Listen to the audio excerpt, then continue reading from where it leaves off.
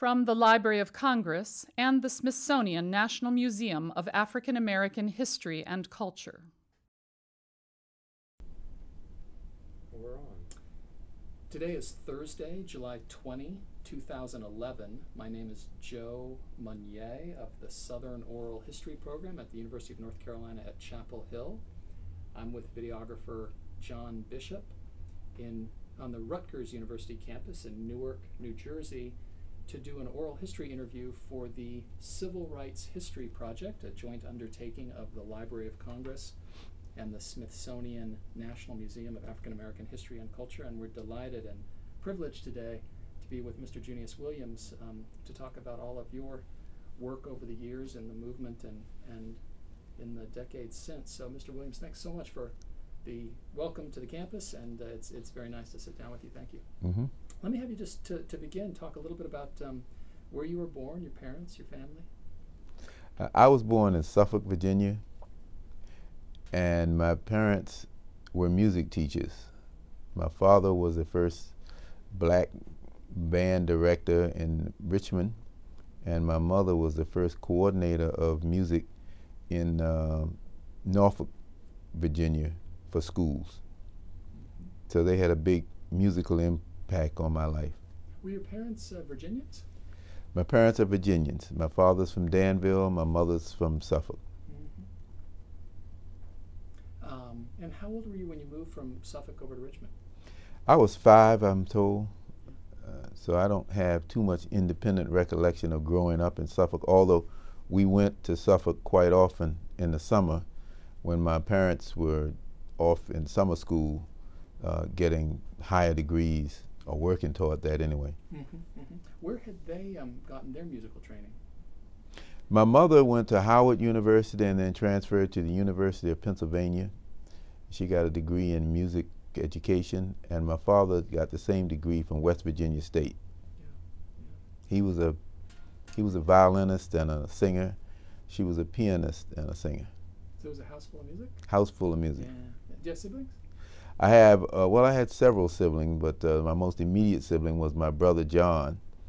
We grew up at the same time, and then I had other half-brothers and sisters. Mm-hmm. So you would have been, if you moved at 5, you would have done your schooling in Richmond. I did. Yeah. Can you talk a little bit about the community, the neighborhood, the public school experience? Mm-hmm. We started school a little early because both my brother and I turned 5 in the later part of the year. So my mother talked the officials into letting us start when we were 4. So we were always a little younger than our peers. We already knew how to read, we already knew how to count, so that wasn't the issue. The issue was, should they have done it? And it didn't matter because she got us in there. Schools were segregated. She was a music teacher in the elementary schools, and my father was a music teacher in the high school level. So school was, for us, it was fun. We had a good time. There were challenging moments, but nothing to do with race, because we were insulated from that, from the impact of race, partially because of our parents' middle-class standing, partially because of the skillful way in which they negotiated the system to keep us safe. So we grew up on the north side of town, which was a working class, middle class area. Moved from North Avenue to Barton Avenue, where my parents bought a house. And I remember high school in particular, there was a moment in which I had to decide whether I was going to go to high school across the high school in the northwestern side. I guess it was more West Richmond. I'm trying to think of exactly the sector that Walker was in, because that's where most of my friends were going, to Maggie Walker. But my father taught at Armstrong. My father wanted me to come to Armstrong. He said that was a better school. I didn't want to go because my friends were going to Walker, but he persuaded me to come to Armstrong. Now in Richmond at that time, there were 2 high schools for black people. You either went to Walker or you went to Armstrong. And just to let you know how that rivalry played out, every Thanksgiving we had a football classic.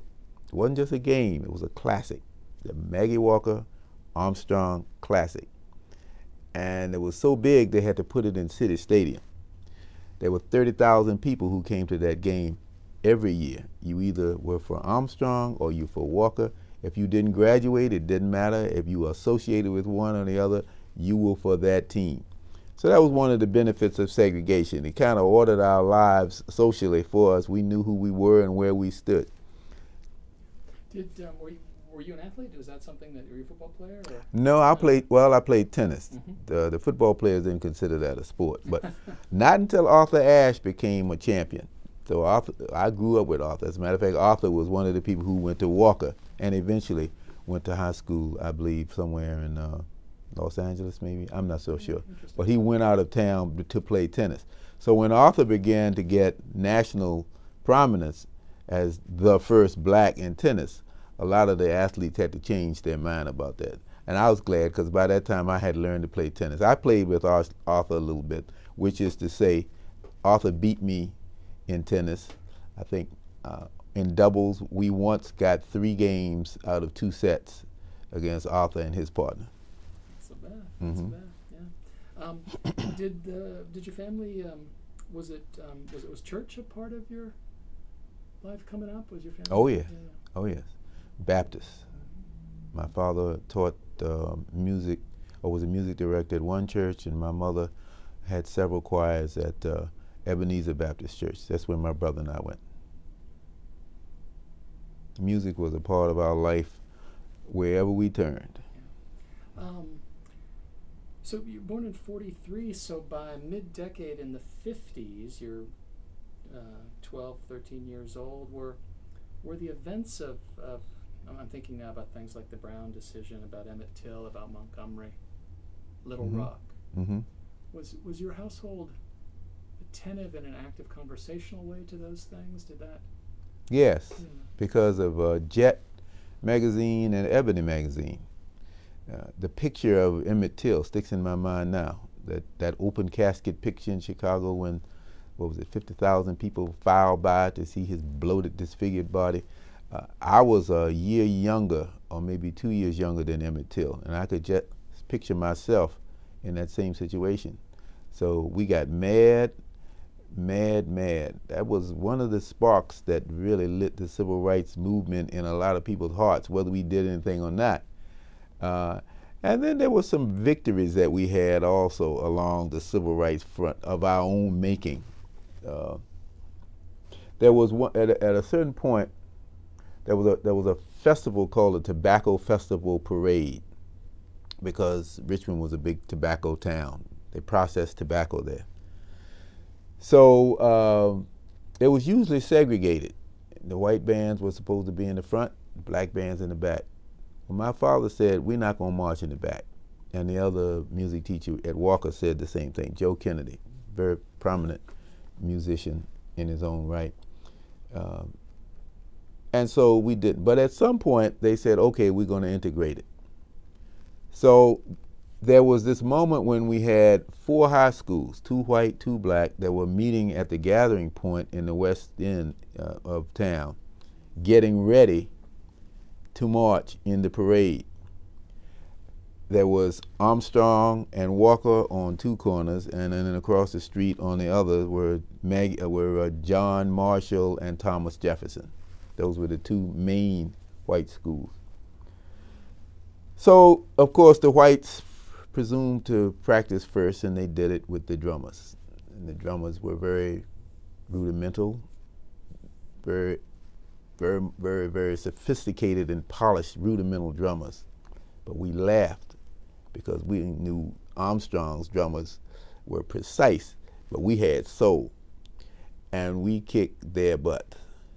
There lay dead one of the great rules of white supremacy, that they could do it better than we could. We saw it for ourselves, so we had them victory. That was our first civil rights victory in my family, because we talked about that forever. And of course we marched gloriously. I mean, we marched like we had never marched before. And there were black and white people cheering us along Broad Street in Newark. I get teary-eyed just thinking about that moment. In Richmond. You You're right. Richmond, yeah. I'm sorry. Yep. That was in Richmond. And so these would have been during your high school years. Yeah. You want me to say that again? No, it's fine. All right. Did you had mentioned to me earlier when we were chatting before we started the interview that you thought very seriously about taking music, making music your life, and going to school to study music in college. Yeah. How did you resolve upon the path towards Amherst? Well, my father was a professional musician. He had played in some bands in Atlantic City where he grew up and other places.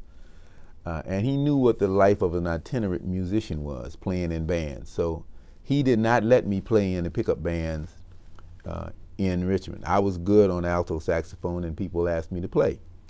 But he said, nope, can't do it. I'm not going to let you go out here and do that. And then they discouraged me from becoming a musician because they didn't want me to have that kind of life of performance on the road, nor did they want me to be a music teacher in school because they said that was too precarious in terms of the money. But I wanted to be a musician. So I applied to Northwestern because I saw that band on television at some football game, some Big Ten football game, and I said, that's where I want to go to school. Because of the band. And I saw myself in that band. I played clarinet, saxophones, and drums at that point. And I was pretty good on all of them. So I knew I would have a chance at least to get into that band. So I got accepted at Northwestern because I had good grades. I was valedictorian in my class. I had a 3.96 out of a 4.0 average, but they didn't give me any money. Amherst College, on the other hand, which was recommended by a friend in the family who had gone to Amherst and was just graduating the year before, said that's the best small college in the country. I didn't know Amherst from Edison, but they gave me a free ride. They gave me the full package, full scholarship. So, of course, there was no doubt I was going to Amherst. And ironically, the music program was so bad that I put my saxophone down and didn't pick it up for most of the 4 years that I was there. Until one day, this guy came up from the movement one day, because my place was always available for people who needed rest and relaxation. This guy came up from Mississippi. I won't mention his name because of what I'm going to say about him. But he had a harmonica and he was blowing it. He thought he was a blues man, but he couldn't play that harp. So the next day, which was a Monday, I went over to the music store, which was next door to where I was staying in the fraternity house, and I got a C harmonica. I brought it back. I just took to it. It took to me, and I've been playing it ever since. Did you cross play in, what is it? What's the cross tuning for C? G. G. Uh-huh. So you could play blues in G? I could play it mostly in G, because that's where you get the full blues effect. And if you play it in C, you only on a limited basis. Mm-hmm. So most of us play a fourth above the piano. Most blues harps are playing 1/4 above the piano player, or the guitar player, whoever's got the concert C. Even before you departed for Amherst in fall '61, the active phase, the demonstration phase, the movement had come into your world, and I am interested in your recollections about events around Virginia Union in 1960. Yeah, Virginia Union, 1960 or early 1961. Charles Sherrod, who was the head of the black students up at Virginia Union University, led a series of demonstrations and sit-ins at the department stores downtown Richmond. Millen Roads, Tall Hammers, Kresge's. I'm not so sure where it was because I never got that close. I told my parents I wanted to join, and they said, oh no. The college students said they don't want any high school students involved. When I met Charles Sherrod, I asked him, was that true? Did you guys really say you didn't want high school students because we couldn't be nonviolent? He said no. So that was just my mother and father's clever way of keeping me out of harm's way as they saw it. Little did they know.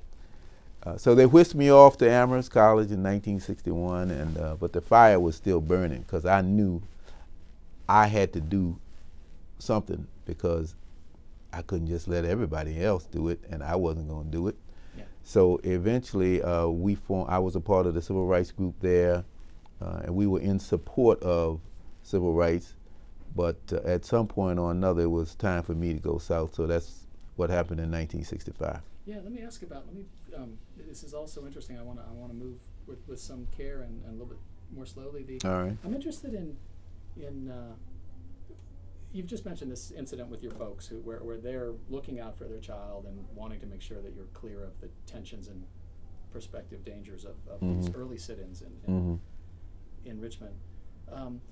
What was the relationship that prevailed between you and your parents on those kinds of questions, and how were your views and perspectives developing in these years just towards the end of high school around the civil rights question?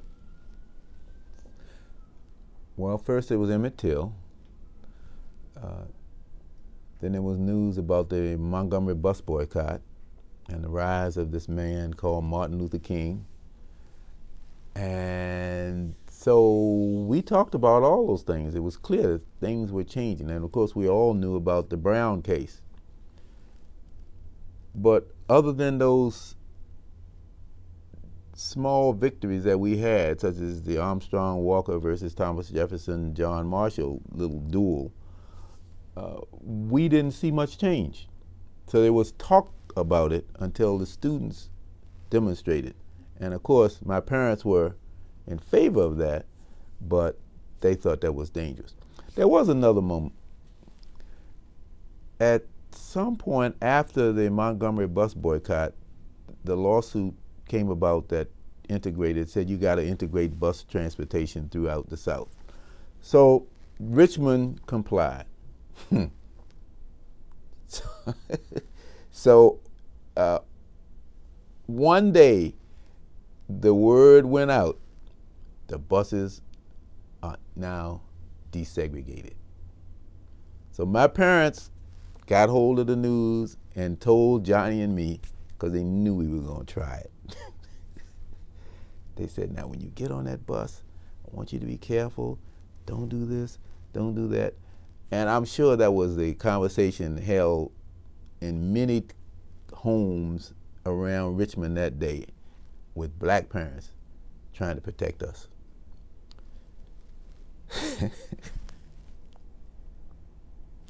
So we got on the bus, and sure enough, we sat down in the closest seat we could to the driver. We sat down so close that we could see the color of his neck, which was red, when we sat in those seats, because nobody else had done it.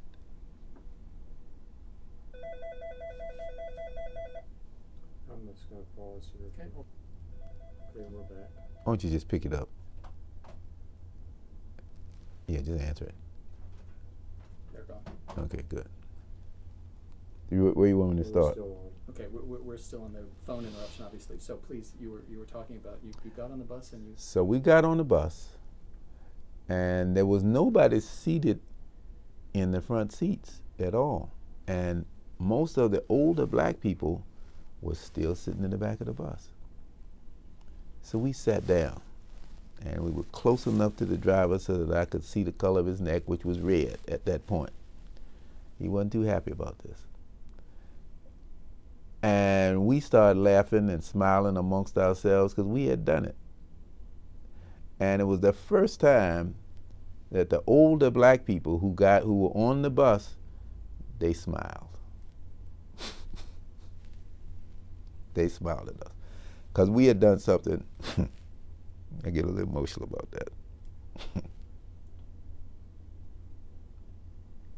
that. We had done something they wanted to do for a long time. And so after the novelty wore off, which was within a couple of days, we all trooped back to the back of the bus where we could cut up like kids like to do. But it was a new relationship between us and the older people by that point. But probably after time went on, they still looked at us and told us to be quiet when we were getting too noisy. But just for that magic moment in time, we did something they couldn't do for themselves. And then gradually integration just kind of stole its way onto the public transportation system in Richmond. A couple more questions about coming up in Richmond. Mm-hmm. Did you ever, you or family members or folks you knew well have, as were so unfortunately common, experiences of violence around, around race. Mm-hmm. We lived when we bought the house, when my parents bought the house on Barton Avenue, there was a steep wooded ravine, and on the other side, white people still lived. So white boys used to shoot at us with BB guns. We in turn made weapons. We had bamboo growing in the yard, so we made, and there was slate coming from the roof, so we made tomahawks and spears and arrows and all that, but we couldn't get within range to use them. There was another street, and that was kind of comical. At one point, there was a little breach. The guys came over, and I ended up getting shot in the hand with a BB gun, trying to make friends with some of them, because I was holding up something for one of them to shoot at, and he ended up shooting me. So I think that was a lesson learned. So that was, I guess, our moment of détente, if you will. Because that shooting was unintentional then, he didn't. I don't think he wanted to do it. Right. I don't think he wanted to shoot. Right. At other points he probably would have, yeah. but not at that point. So he went back to where he lived. We went back. I went in the house and got something to put on my hand. There was a street though called Brooklyn Park Boulevard in the north side of Richmond, where whites lived totally on the other side, and we didn't dare go across that street. So I never went over there to test them. We went on the avenue sometime to buy ice cream at Highs, but that was it, H-I-G-S, Highs. So that was about it. We went to buy ice cream at Highs, and my mother loved to do that, but other than to go up there to participate as as consumers in these merchant stores, that's about the only interaction we had. I had no white friends in Newark, my own age. I'll repeat that. I had no white friends in Richmond of my own age. We were just about totally insulated at school. There was one Russian professor at school at Armstrong, but all of my other teachers were black. In church, black. There were some black professionals we saw in the medical profession. I had asthma, so I had to go to an asthma specialist, and he was black. And so, except for the doctors we saw, that was pretty much it. Yeah, that one white member of the faculty at the high school, Mm-hmm. Russian. Did he happen to be Jewish also? Do you know? I'm not sure. Yeah. I didn't take Russian. Yeah. Mm-hmm. Were you when you were just before heading off to Amherst again in fall of '61? I mean, 60-61. That period is pretty busy with Greensboro and Mm-hmm.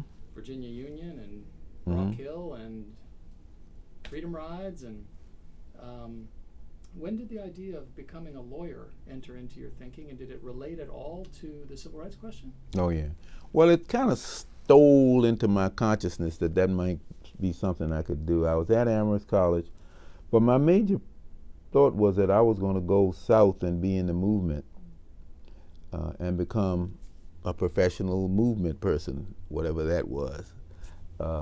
I wanted to be with SNCC. I wanted to be a SNCC field secretary. I wanted to organize people to do whatever had to be done at that particular time. So my parents put that idea in my head. And I remember they didn't want me to be a musician, but lawyers were fine. If I had wanted to be a doctor, they would have encouraged that too. But clearly I was not on the science math trip. So they said, well, why don't you become a lawyer? And they kept pushing that program because they saw where I was going with the civil rights thing. I was telling them about things I was doing on campus. When I came home during spring break, I was doing voter registration in Richmond. I did voter registration in Springfield, Massachusetts, which was right around the corner from Amherst. I had this conference called the Civil Rights Movement Reform or Revolution. I and a group of others carried that conference out in this, I guess it was the winter of 1965. About 1,000 people came from all over the East Coast to that conference. So they saw where I was going. So why don't you be a lawyer? So I thought about it and I said, well, maybe so, but not now. I could see being a lawyer, being a civil rights lawyer, because I knew of the great civil rights lawyers in the Brown tradition. As a matter of fact, Oliver Hill was a neighbor And Is that right? yes, Huh. he's a good friend. Became better friend after my mother passed. But he and she went to Howard at the same time. He was a law student and she was an undergraduate at Howard at the same time. And so living in Richmond, we went to the same church. So it was kind of like, you know, there's a little story there, because one time we were talking, he said he was driving through Suffolk on the way to Norfolk to argue the case for equal pay for the teachers, and he got stopped by the police. And so he said the first person he called was my grandfather, Junius W, because he had to get somebody to vouch for him to get out of jail. And my grandfather was well respected as a businessman, churchman in the town. So the white people in charge said, if Junius W says he's okay, then we're going to let him out on bail. They didn't know what he was doing, of course. They had no idea he was going down to try that case. Otherwise, Junius W or anybody couldn't have stopped him from keeping him. So that's the way that went. I wanted to be a lawyer because they wanted me to be a lawyer more than anything else. So this is what I said. I will apply to 2 law schools. If I get in one of those 2, I'll go. If not, I'm going south. So they said, okay. But they didn't understand the high stakes poker I was playing, because I only applied to Columbia and Yale. And I said, well, what the hell, if I get in there, I'll go. I was not going to spend all my time filling out forms for 7 law schools. And I didn't want to go to any of them anyway. And I got in. But by this time, Tom Hayden had approached me, but we might be getting a little ahead of the story. Yeah, we'll come back to that. All right. Let me ask you to tell. It's really interesting. I have to say, Oliver Hill, that's a pretty substantial role model. Oh yeah. He was quite a quite a firm. He was quite a significant attorney. And the firm of Hill, Tucker, and Marsh, they were there too. They were all my family friends. Amazing. Mm-hmm. Yeah. Would you say, thinking about folks like Mr. Hill and his law partners and your folks and other people in the community, as you think back, who would you say probably, you know, that question about who shaped you most, who most influenced the way you came up and began to think about yourself as a young adult man? My father. Yeah, he was my kind of, I guess he was my role model. I liked the way he talked to people. I liked the popularity that he had. The kids called him Pop Williams. He would sit on the front porch and speak to everybody who passed. My mother said, what are you speaking to them for? You don't know them. I just like to speak to people. I speak to people now. If I see them in the street, I speak to people. So I would say he was probably my biggest, closest role model. What was the experience like coming out of segregated Richmond and landing as a college freshman in Amherst, Massachusetts? Well, these are the best of times and these are the worst of times. My mother's plan was get them out of the clutches of segregation. And to do that, you need to go to the best schools. Now, she had gone to Howard and she had gone to the University of Pennsylvania. So she had some credentials to speak about both. My father had gone to West Virginia State, which was a land-grant black college out there. He didn't have too much to say about this. As far as he was concerned, black colleges were fine. But she didn't want us to go to black college. That was straight out her opinion. Got to go to a white school and in the North. And so she engineered that and got us ready. We went to summer courses at various places, whatever special preparatory things she could find. My brother and I went to those. And we went to camp in New Jersey and somewhere else. So we were socially accustomed to white people, not through Richmond, but because of our summers away from Richmond. So there was no culture shock in that respect. What was a culture shock was the fact that we were there and couldn't retreat and go anywhere else, back to our own little enclave as we could after the summer was over with those other programs. So there I was. I wore a yellow sweater and had a big smile on. And that's what I remember my image was most of the time. People would come up and say, "You're not like most of the colored people that we know, or most of the Negroes that we know," and then they'd go on to tell some anecdotal something or other that was totally irrelevant and hurting, and I would just smile and keep going. And social life was absolutely horrible because the way it was structured at Amherst and all of those other colleges, you got to understand, Amherst was all men at that point. So there were 4 black people in each class, and it had been that way forevermore. So there's a little mixed reaction that I have. I really appreciated Dean Wilson, who came and recruited me to come to Amherst, but and maybe but for him they would have been less. But there was a quota. So those who speak about we're against quotas, remember there have been quotas for a long time, and still are, but that's another story. So there were 4 plus 4 plus 4, and at Smith College there were 4, at Mount Holyoke College there were 4, and that there was no other, Hampshire College wasn't there at the time. And of course at UMass, which was a big state school a mile away, actually closest, there was a whole class barrier there, but they didn't have very much, it wasn't very much different down there either. Now I say that because most of the dating by Amherst guys was done at Smith and Holyoke. I didn't care about going to UMass. It was just very few people down there. I don't know of any people in my class who were black, any young ladies at that time who were there. And I certainly wasn't going to be the one who was going to try to do the interracial dating thing at that point in my life. It just wasn't done. I look at the interracial couples that I see now.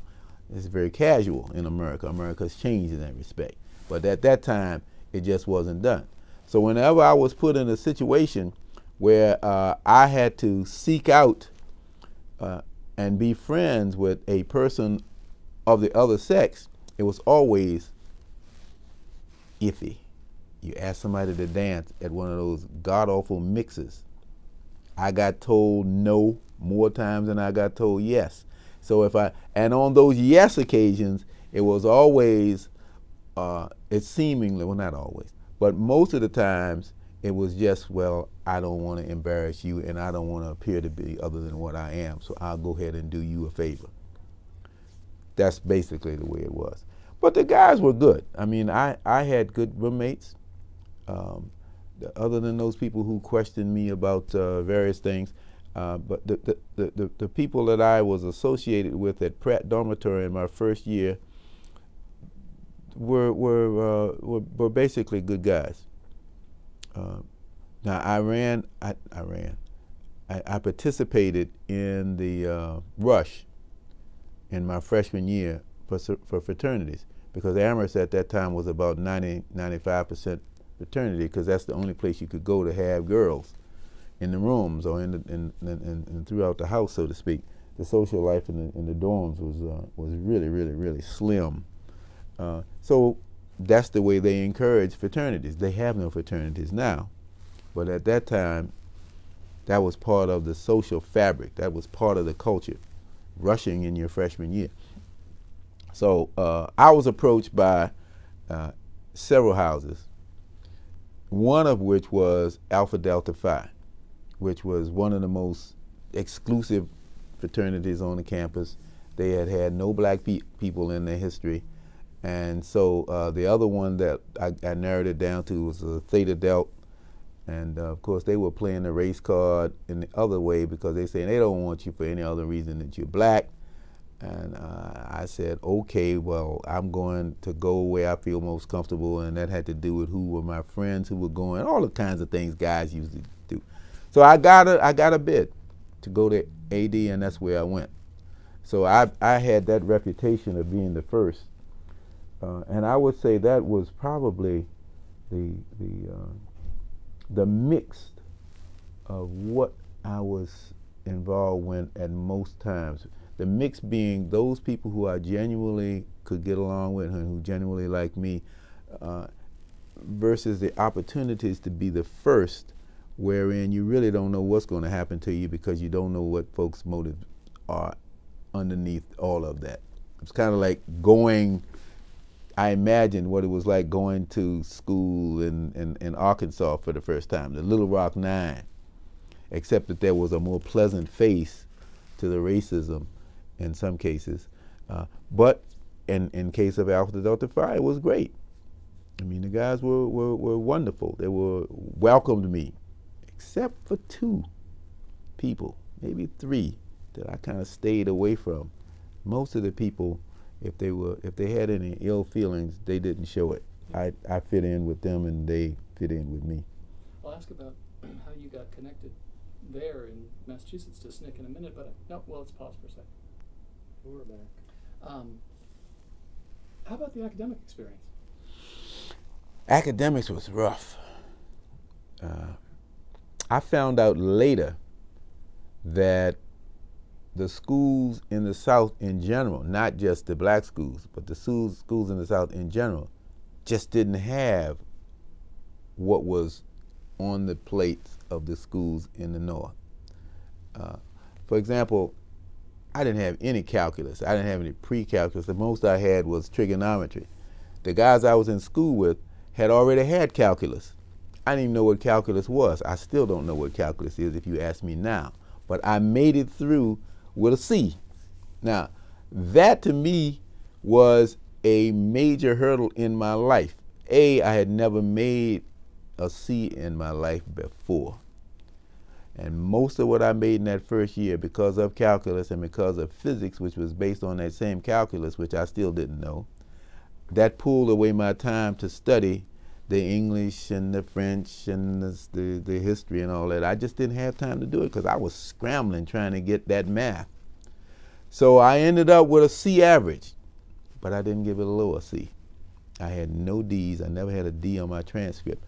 But of course, that kind of ruined the possibilities of me getting really high grade average, because for 2 semesters, I had 2 courses, 4 credits each. That's 16 credits of a C of one kind or another. I don't even know if it was a solid C, but it was in that C range, 75, 74, whatever it was. So my grades suffered and my ego suffered because I thought I was dumb. I thought I wasn't able to learn because I just couldn't catch on to some of that stuff that was done. At one point in my second semester, I had a math professor named Bailey Brown. And Professor Brown gave a midterm exam in calculus. And I had written the answer, and I looked at it, and then I just X'd it out and put something else down. So he went over my paper, and he looked at it and said, "You had the right answer," and gave me an A. Because I had it. I just did not have the confidence in myself to know that I had actually understood it to put it down on the paper. So I went around campus telling everybody, "Ooh, I got an A in calculus." Everybody said, "Ah, Junius got an A in calculus."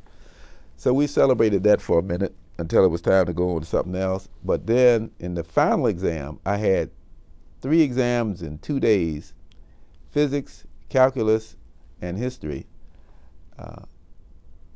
I think 2 in 1 day and 1 was on the 3rd, and I fell asleep and I couldn't study for the calculus. So I ended up failing the exam. So an A plus an F gives you what? A C. I couldn't get away from that C no matter what. How well I had done, I ended up falling down. But finally, when I got out of my freshman year, in my sophomore year, I began to get some B's along with some C's. Junior year, more B's. Until my senior year, I got B's and A's because I was into some areas that I felt better with and I had more confidence. I got into political science, for example. I took economics from a professor who won economics course. The first economics course I took, I got a C+ in it. But then I heard about this man named Colston Warren, Professor Warren. And because of my work in the movement in 1964, I worked in Harlem, and I was there with Julian Houston and some other people whose names will come back to me, but Julian Houston and Pigeon, Norman Cousins' daughter. I can't think of anything else right now but Pigeon. That was her nickname. So we were always discussing the civil rights movement, but these young people knew the whole Marxist context, which was up to that point an anathema to me, because Marxism was something you were automatically against. You didn't think about Karl Marx as anything genuine or good, but these kids, they understood it. They weren't Marxists, but they understood Marxist analysis. And so they were applying that to the civil rights movement. And I couldn't keep up. So I said, I better go back and find out something. So I went and took Colston Warren's course. And of course, he explained a lot of things that I just didn't know. So I got an A in that course. And that was the first time that I read anything by Karl Marx, but I also read all the other great economic treatises that I hadn't read in Economics 1, which was just about supply and demand. So I knew about capitalism, I knew about Marxism, I knew about socialism. That was probably the best course that I had in terms of opening my eyes to see the world as other people see it, and in terms how they valued and judged what we were doing here. And it introduced me to the whole concept of class, because up to that point I had only been dealing with race. Everything was race. Things were wrong because of race. But these kids introduced me, well, you know, you got to do the class analysis too. So once I had that, the tool that I got from Amherst through Professor Warren, I was able to see the whole situation in another set of glasses.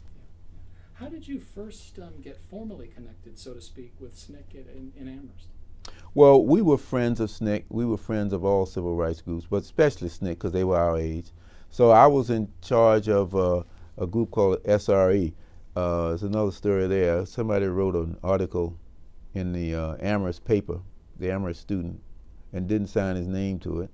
He was decrying the civil rights tactics and the civil rights cause. So I took him on in an editorial. And not only did I shut him up, but I got praise from my English teacher, who at one point thought everything I wrote was just crap. But he wrote me and told me that was a great example of understated emotion. I'm proud of you. You're a credit to your race, and you know how to write. That was the best thing I had ever gotten from a teacher up to that point. I lost that letter, but that's what he said. So after that, my name kind of became synonymous with civil rights. So they made on campus. So they made me president of the civil rights group, which was called the SRE, Students for Racial Equality. All right. So the Students for Racial Equality did demonstrations. We had silent vigils on campus, and we raised money for SNCC and other people who were in jail.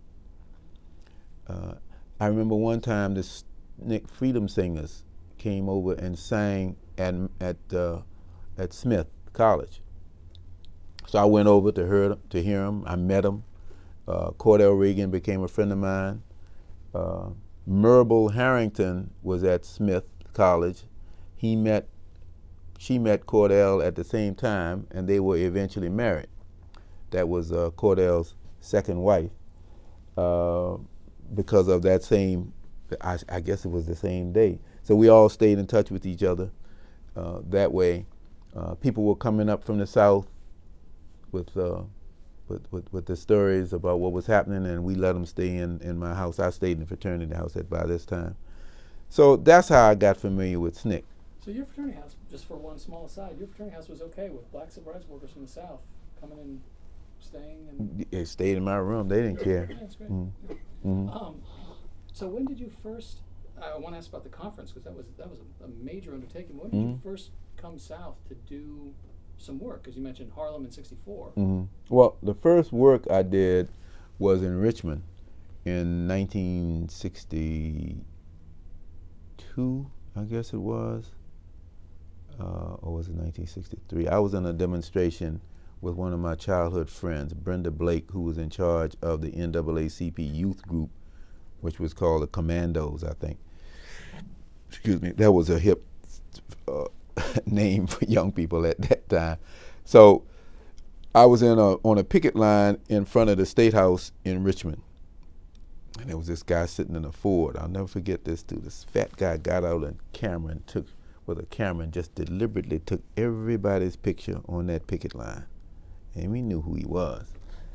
He was the man from some level of government that was meant to intimidate us, which it did. He made his point. Then the next summer I did voter registration. I think it was with the NAACP. Well, maybe it wasn't the next summer. It was the next spring vacation when I came home from Amherst. I did voter registration. I did voter registration in Springfield, Massachusetts during another break, or one or kind or another, or maybe just on the weekends.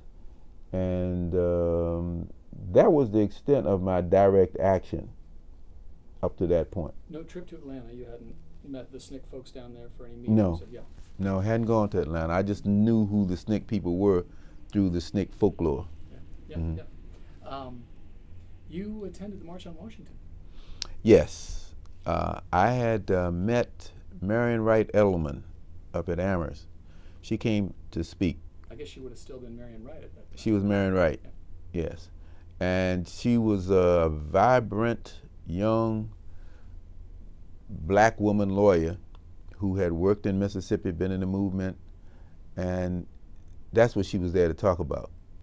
But afterwards, me being one of the only blacks on campus, they asked me to go to the president's house to meet her. So I went and met her. We started talking, and she had mentioned something about Crossroads Africa. I said, what's that all about? So she asked me, we talked a little bit about that. Dr. James Robinson's group, sending people over to different countries in Africa to engage in some kind of civil project, usually constructing something. So she asked me if I was interested. I said, yeah, but I don't have any money. She said, don't worry about it.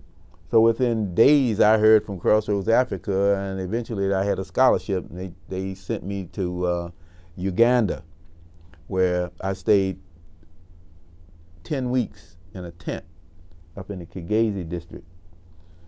Lots of adventures. We built a hospital, an extension to an already existing hospital.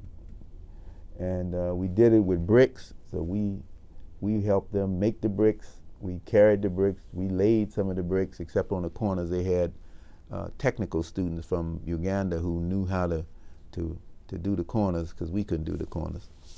And so coming back from that stay, I landed in New York, unbeknownst to me, on the day of the March on Washington.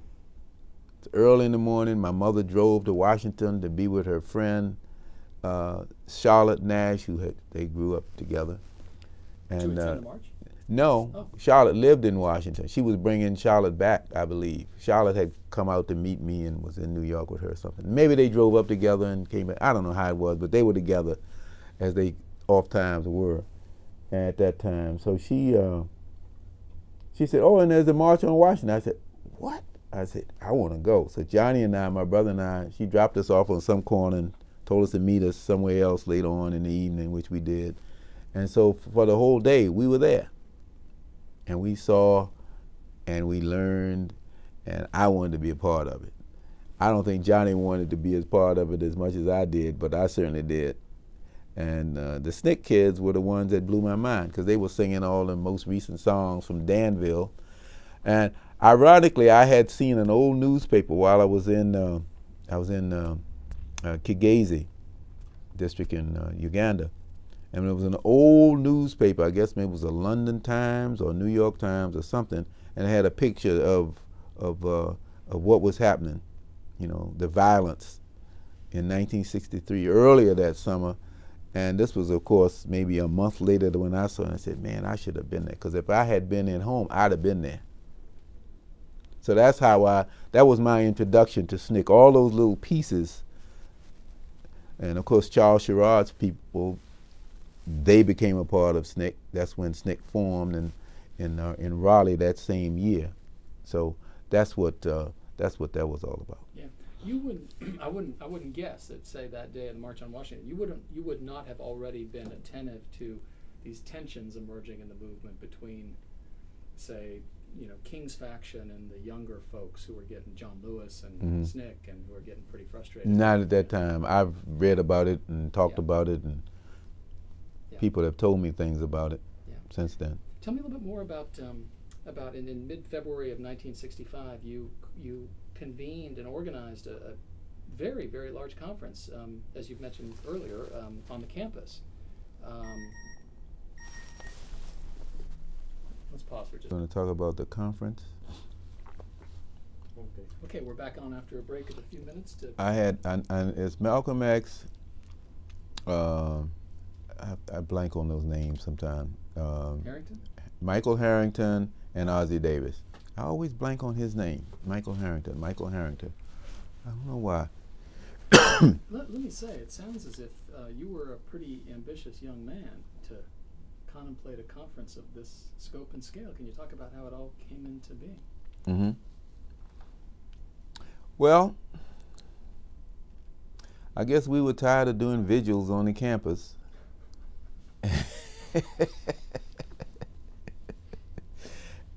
This is a big upgrade on the standard campus vigil. Right. Yeah. And we knew from the buzz around the civil rights college circuit that there was disagreement about the directions in civil rights. There was black nationalism as identified and promoted by Malcolm X, which had not really come into the common day lexicon of most students, certainly not in mine. But there was something terribly thrilling about Malcolm X from what I had seen and heard. I hadn't met any of the people who really knew him well, as I was subsequently to meet, such as Percy Sutton, who became a friend of mine, who was Malcolm X's lawyer. I hadn't talked to any of the people who vilified him, but I knew there must be some reason why this man was getting vilified so much on television on a daily basis sometime. The hate that hate produced. Well, I wanted to see for myself, and the rest of us did too. Ossie Davis we chose because someone knew he had a great civil rights record. He was not just an ordinary actor. And Michael Harrington because he was the man that they said, quote unquote, discovered poverty, and he was a prolific writer. So this little committee of ours knew these people or knew of these people, and so we said we're going to really have this. The opening session is going to set the tone for the rest of the convention. Civil rights movement, reform, or revolution. So I got Malcolm X's home number from somebody I knew. Again, it was the network. So I called him up. He answered the phone. And I said, 22 years old? No. You're 22 years old? I wasn't 22. 21. I was, this was in, we were planning for this thing, so I was 20. I was probably 20 years old when this thing was being planned. So maybe 20 or just, no. I don't know, well, 20 or 21. Indeed. One of those, doesn't matter. You're right. I was a young kid. So I called him up. He answered the phone. I said, wow, I'm talking to Malcolm X. And I explained what I wanted. And he said, well, what kind of honorarium do you have? I think I told him $1,000. And he thought for a minute. That's not very much money. Then he thought for some more. I think I may have explained that this was important because we wanted to explain just what these emerging ideas that were coming out of the American culture, especially from black folks, something like that. I must have said something. Because he said, okay, I'll do it. So I said, wow. When I put the phone down, it was a public phone somewhere on campus because we didn't have phones in our rooms. This was all done at a Bell telephone with me standing there at the wall, on a wall, not even in a booth, talking to Malcolm X. I hadn't even thought about that before, because I had another strange experience like that. But anyway, involving trying to get a date with guys just looking over your shoulder. You're standing there with this big phone on the wall, and you're sitting there talking. Well, you don't know me, but my name is so-and-so, and I was wondering if you'd like to go out with me. Now, similarly, transfer that whole experience up it a notch, several notch. And I'm speaking to Malcolm X, and he says he's going to come. I went back and told the group, everybody said, wow. And we had similar experiences with whoever called Ossie Davis, whoever called Harrington. I didn't do those two. And they all said they would come. So then we had to fill in for our ordinary little breakout sessions, for our quote-unquote ordinary little breakout sessions. We had all the civil rights luminaries that we could find. The people who were in the trenches, mostly in the South, but some in the North as well. I still have that poster. We had people who were in CORE, people who were in SNCC, people who were the Northern Student Movement, all of the groups that were doing anything on the cutting edge anywhere, and they all said they would come. And they all did come, except Malcolm X was in France for an extra day, trying to get into England or out of England into France, one of those, and they wouldn't let him in, so he lost the day. So I got a call from one of his people saying, I'm sorry, Mr. Williams, but he's not going to be able to be there. He really wanted to come, and I really believed he did. So I was down to 2. So then the day of the conference, which was the Friday, I think February 12th, 1965, I got word from Michael Harrington he couldn't make it because of an ice storm in New York. So I'm saying, oh my God, we're going to have 1,000 people hanging from the rafters at Mount Holyoke, and they're not going to come there to see me. I was chairing it. I was emceeing it. But Ossie Davis came through because he had left the day earlier. Got ahead of the storm some kind of way. So he came, and I explained the situation to him. I said, Malcolm can't come, blah, blah, blah. Michael Harrington can't come. So he said, that's okay. I'll talk about what they would have talked about, and then I'll talk about what I want to talk about. And because he was the consummate actor that he was, he put himself into each role. And because he was very knowledgeable about who they were, he pulled it off. Got a standing ovation. We got a standing ovation. We got the legitimacy we needed because, you know, these colleges had put some money into this thing. And they didn't want to see me up on the stage either, holding my hand, talking about I couldn't get anybody. And the conference just flowed from there. I mean, it was just a big success. I met a lot of people that day that I hadn't met before. People who were just folks I had heard about but hadn't really met. Got some more intelligence about what was going on, especially in the South, but also in places like Harlem. So it was really good. Where was your perspective around that weekend of that conference on the question of reform versus revolution? The revolution. I was becoming a revolutionary. I mean, I was listening to all of those other pieces. I didn't know that much about it. I didn't, for example, I told you I didn't know the class aspect of what was going on.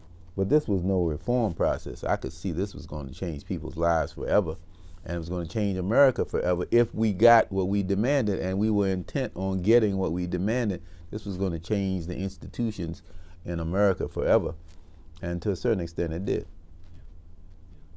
Yeah. Malcolm X was killed a week later. Yes, that Sunday, the 21st. And I always wonder, would somebody have tried to kill him in Massachusetts? Because you certainly had enough room to escape in all of those woods and all those hills, just coming up the hills, winding your way to South Hadley as mountains, not mountains like out west, but certainly steep hills and very lonely and two-lane highways and stuff like that. I say to myself, I wonder if somebody would have tried to get him there as opposed to when they actually did get him in the Audubon Ballroom a week later. It's a chilling thought. Yeah. Do you remember your reaction? To Malcolm's death? Absolute anger, sadness, grief, regret that I hadn't really had a chance to meet him, just that one conversation. Because I knew I would have liked him. Just from the conversation, I liked the sound of his voice and the intensity and the honesty that was there. He really cared about me and this conference. That's why he agreed to come for so little money. Not many weeks later, you went to Alabama. Right. Yeah. That was February, and in March, the same little group decided we were going to go to the Selma to Montgomery March. It was kind of like done, well, we've done this. We went from vigils to a magnificent conference. Where can we go next? Well, we got to go south. It was time for our manifest destiny. We had been beaten around the bush. And I had been to Harlem the summer before to work with my childhood friend Julian Houston, who is now a retired judge in Massachusetts. But he was on one of those projects called the Harlem Education Program, which was associated with the Northern Student Movement. So I had had that experience, but I hadn't had the front line experience that only the South could bring, and none of us had, because we'd all been in college. We'd all decided to stay in college. We were committed to the revolution, but you can't really be a revolutionary until you go to the front line. So that's what we did. We piled into a Volkswagen bus, about 7 of us, from UMass, University of Massachusetts, from Mount Holyoke, from Smith, and from Amherst.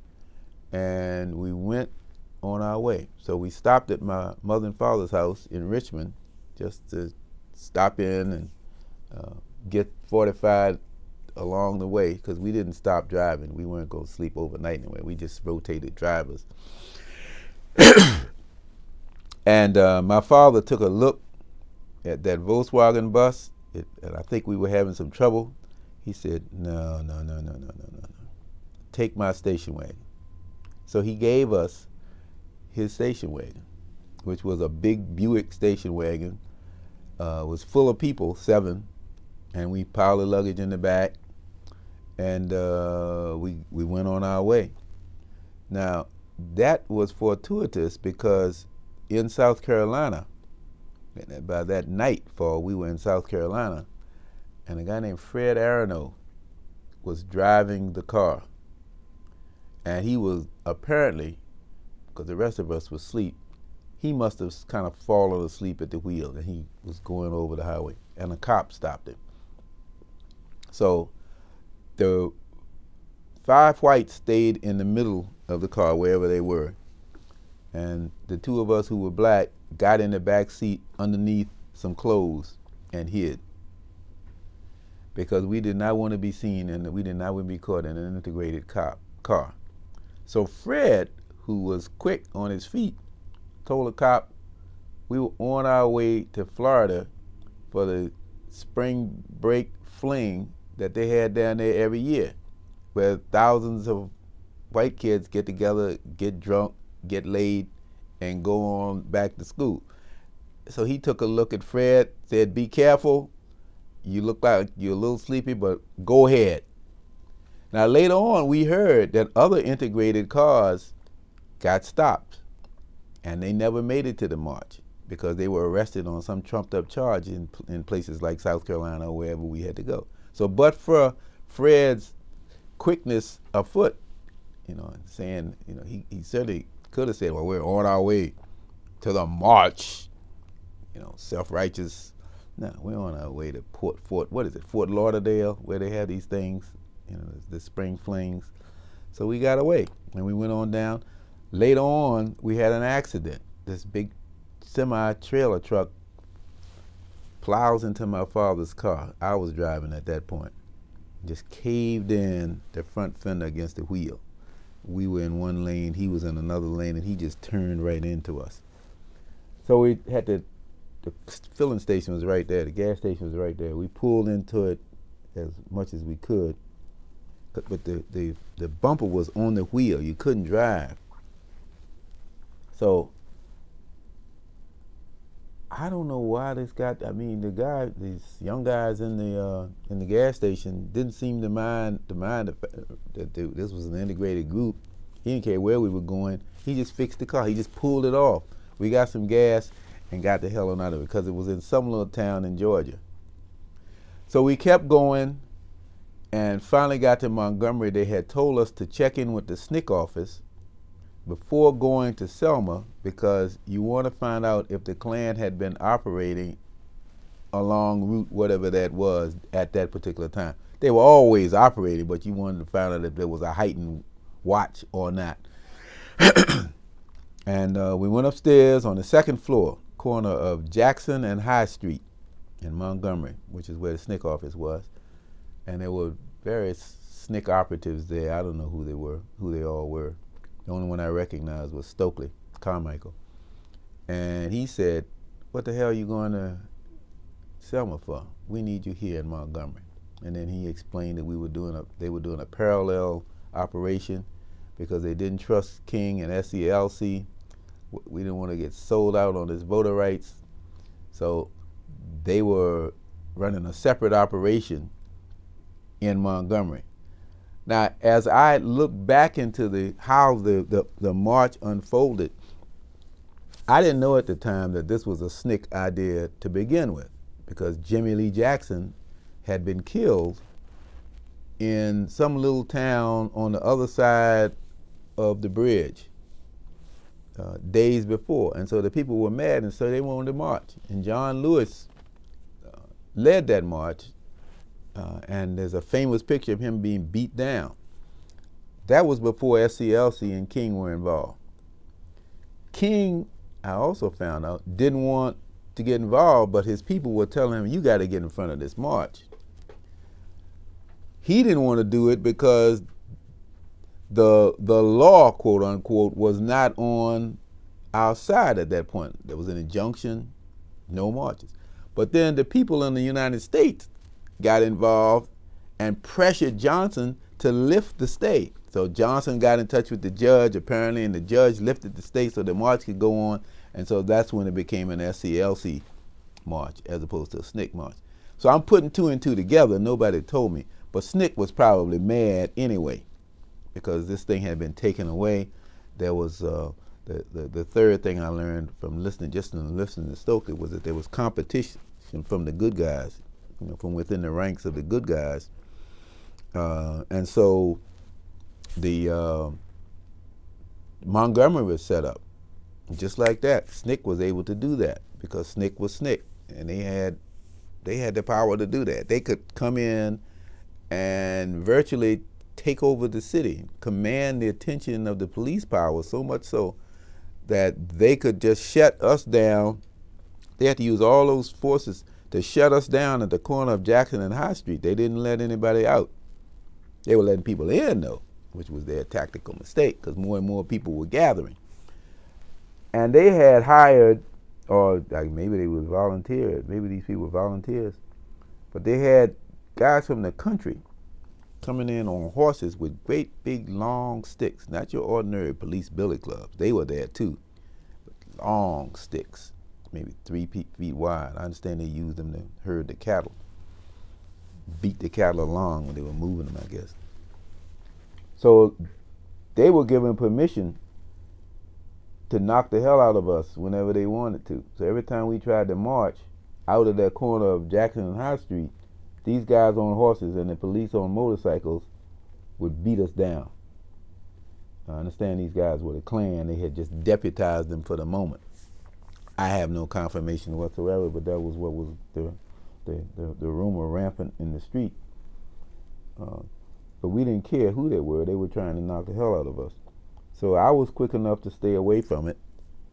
from the beating. There was one time when we were on there was a little church there in the middle of the block, or at the beginning of the block, that never opened its doors to help us. Never, never, never did that church open. And there were 3 steps going up to the door. And we were running from the cops, running from the police. That was the only place to go. And they had us surrounded. And they were about to charge, and somebody started singing, "This may be the last time, it may be the last time, I don't know." And that song sticks with me to this day because everybody started singing it, and we were all prepared for whatever might happen. But the horses stopped. The motorcycle people stopped.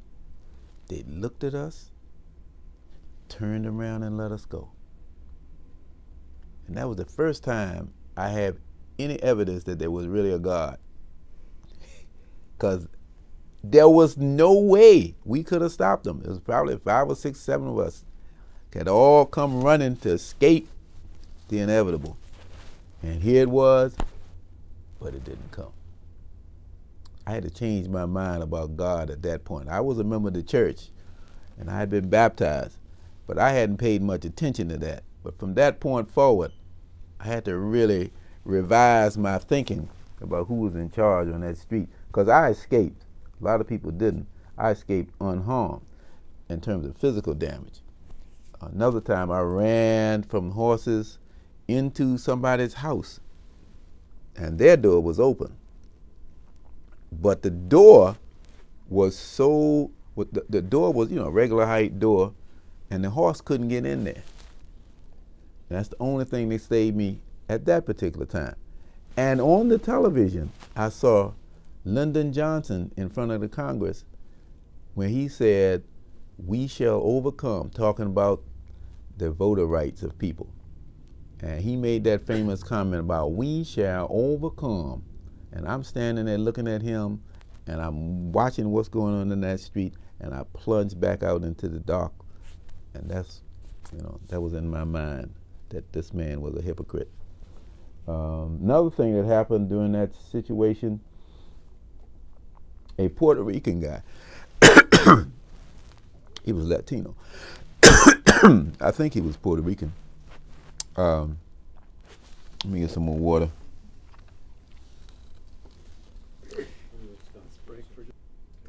We are back on after a short break. Talking about Montgomery. When did you arrive? You arrived in front of the John Lewis March, obviously, March 7. No, it was after that. Oh, just after that. All of this is after that. Okay, and also after the kneel and turn around on the 9th?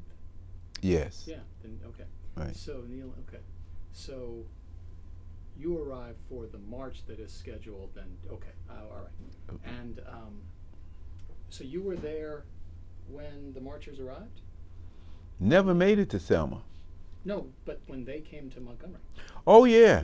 Yeah. No, but, well, I was and I wasn't. I was in Kilby State Prison at that time. You had been arrested by then? Yeah, I had been arrested by then. What were the circumstances of your arrest? Well, let me tell you this one thing first about the guy with Puerto Rican guy. I'm sorry, right. He kneeled. The cops came zooming through on their motorcycle. One cop did, drove down to the end of the street, and he kneeled down in front, just as a protest. The guy came and hit him with the motorcycle. But he was nimble enough to take the blow on his left thigh, and he kind of rolled away. The motorcycle fell, the cop was scattered all over the ground, and there were no cops around. The rest of us moved forward to get that cop, me included. He jumped up. This was the most brave thing I'd ever seen. He jumped up and stopped us because we were supposed to be nonviolent. He reminded us this was nonviolence. We can't do that. That cop would probably have been severely hurt that day. And then it would have been a whole different kind of situation, because they would have brought in all the police power in the state and would have snuffed us out.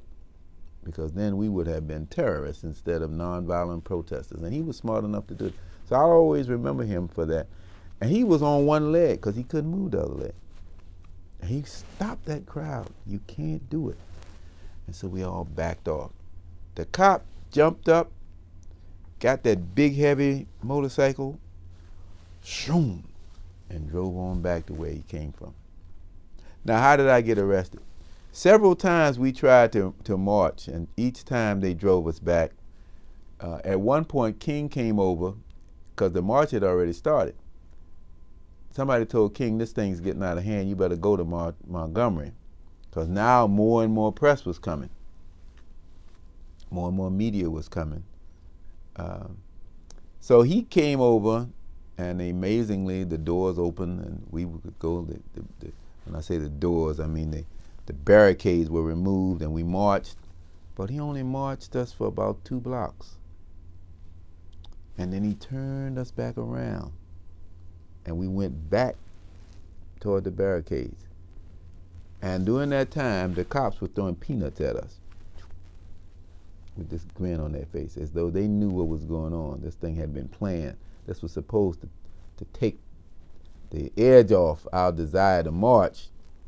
But of course, people weren't going to be satisfied with that. We were young people. We weren't going to be satisfied with that.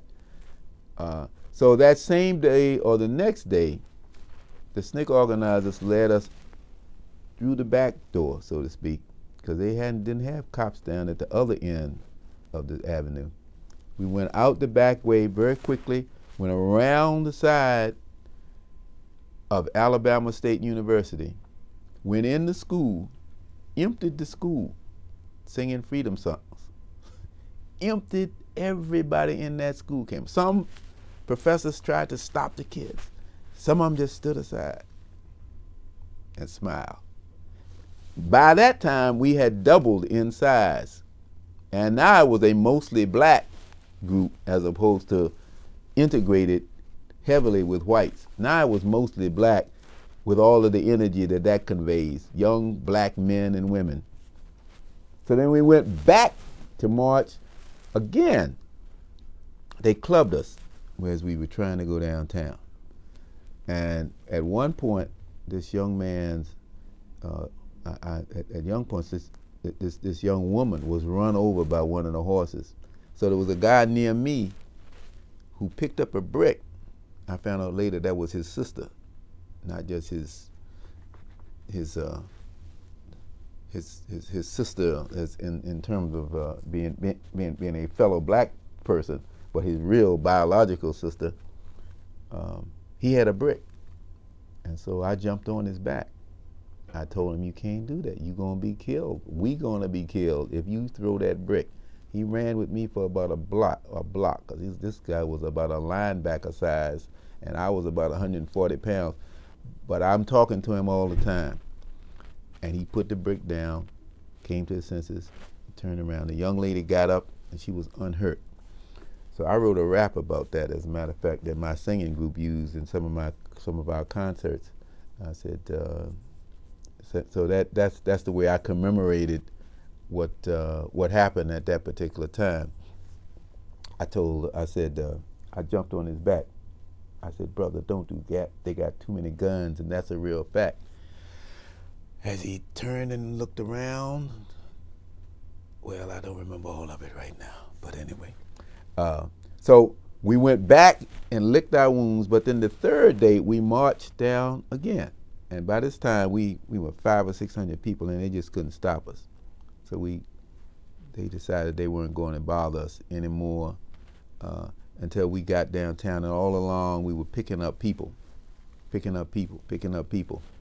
until we got downtown to the State House, where they had the Confederate flag and the American flag. And the cops wouldn't let us, the city cops didn't let us march on the sidewalk, and the state cops told us we couldn't march in the street. So we saw what the game was. We just sat down and they arrested us. There were too many people for the jail, so they put many of us in Kilby State Prison, and that's where we stayed for about a week. Do you remember the experience in prison? Yeah. Worth Long, another famous, not so famous outside of SNCC, but in SNCC, very famous. We were in this big bullpen, 75 men, and about an equal amount of women on the other side. And so they just had mattresses with no blankets, and it was cold in that particular time, in March in Alabama. So they just threw in a handful of dusty blankets. And of course, the bigger guys went for them, and they were just taking the blankets. I was standing on the side because, as I said, I'm 140 pounds. I wasn't about to get into that fray. So Worth Long stood up on a table. Worth Long is about 5'6", 5'7", I guess, maybe 5'8", but not a big guy. And he got on glasses. He looks like an organizer in the whole European context. And he says, "Hey, hey, hey," he had to holler a few times.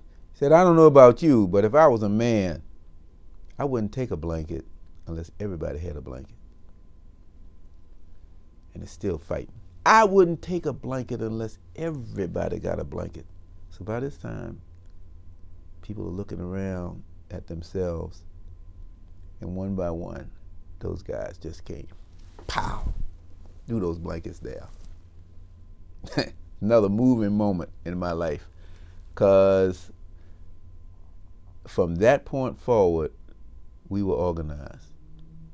And the cops outside, the jailers are saying, "Well, we don't have no more blankets." Well, Worth told them, "Then we'll all be cold." And everybody said, "Yeah, that's right." So miraculously, they went and found some more blankets, brought it in, and immediately we saw the value of organization. That's the first time I had ever seen it so quickly. It's one thing to think good of yourself because you did do what they expect you to do. It's another thing to actually see some material results. So that was the low-hanging fruit. Now, eventually, Worth got taken from us and put in solitary confinement because he was trying to integrate the church service or something.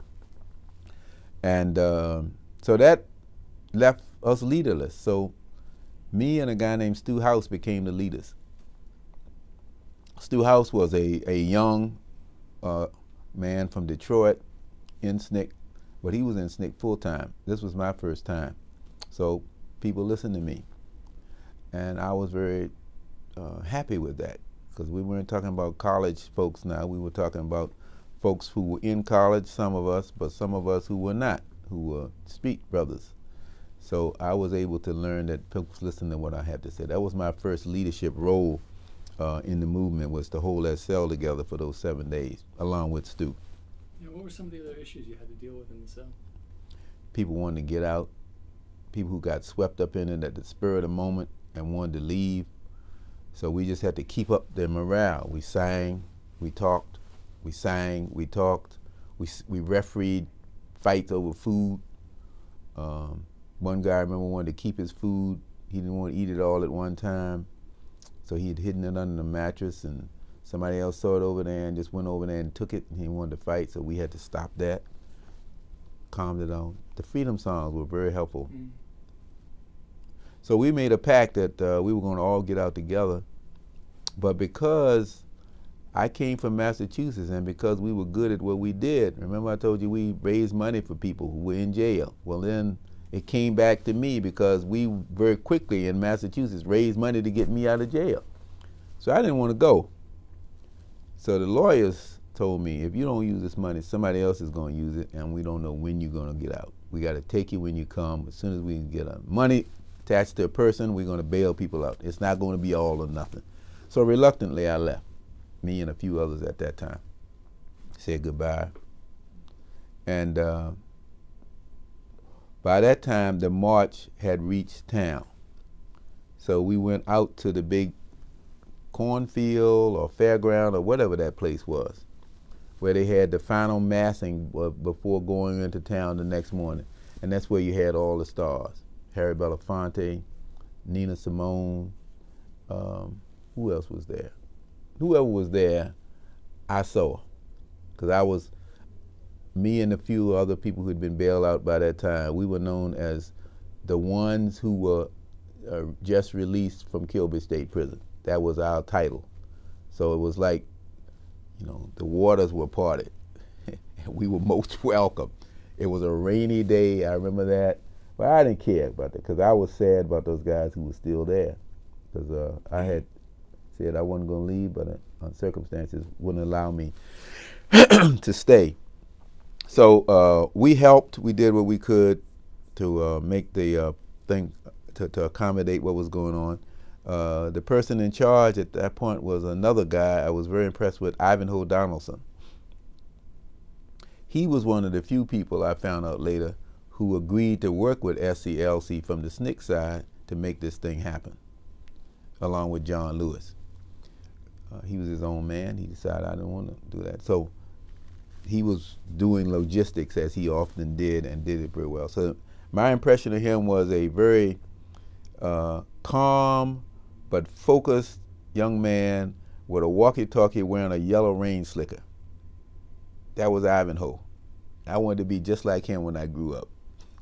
Although he wasn't that much older than me, that was my idol for a long time because I saw him take charge kind of guy in a very hostile situation, and that's what he did very well.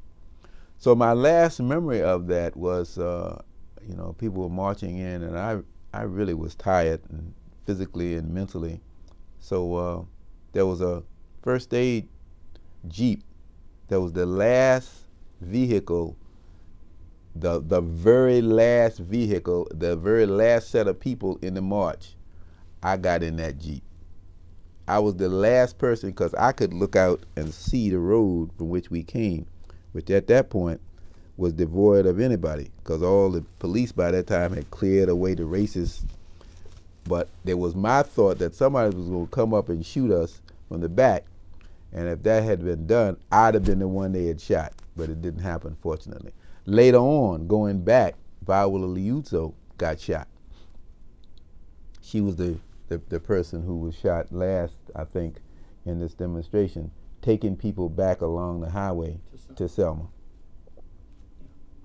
Let me take. Do you have any other recollections of Worth Long, or was that your encounter with him in Kirby jail? I talked to Worth. Worth was sick.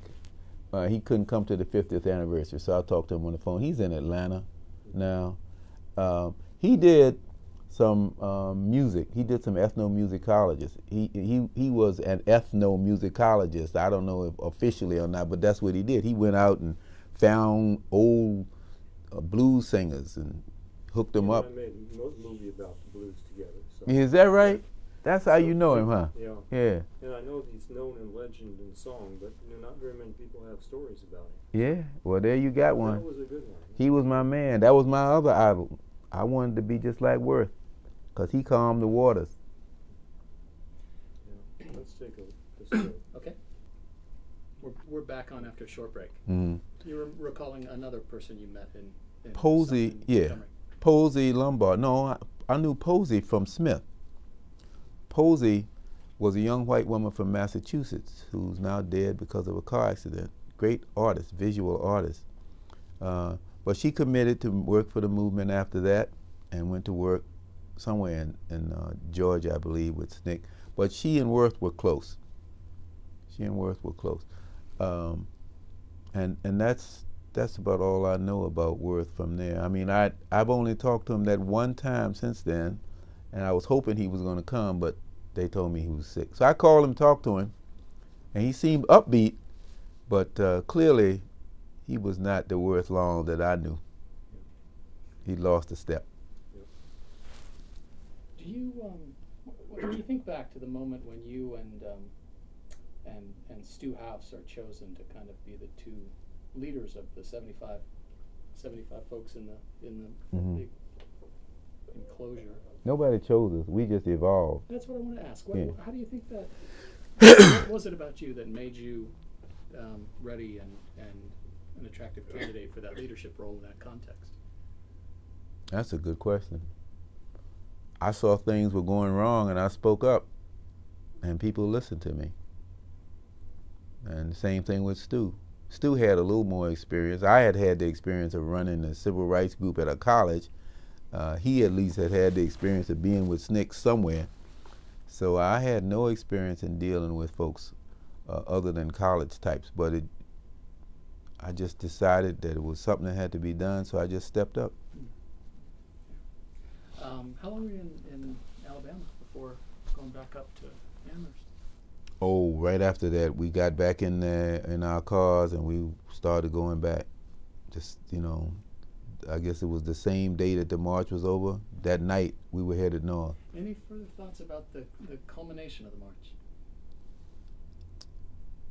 Yeah. Posey was driving my father's station wagon when I heard on the radio that Viola Liuzzo was killed. Just kicked me in my stomach, everybody there. We had a moment. And there was a screwdriver in my father's car, and I just picked it up, and I said, if they come for me, this is not going to be a nonviolent confrontation.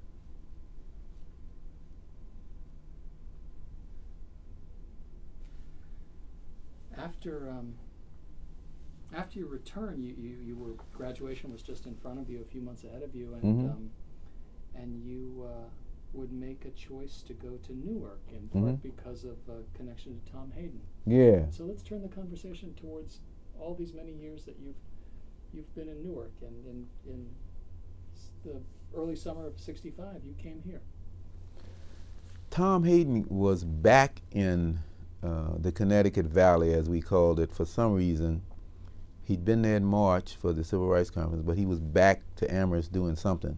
So he sought me out, and he wanted me to come work in Newark because of my work that he knew with the conference, and he also knew I had gone down to Alabama. So it was like my only interview for a job.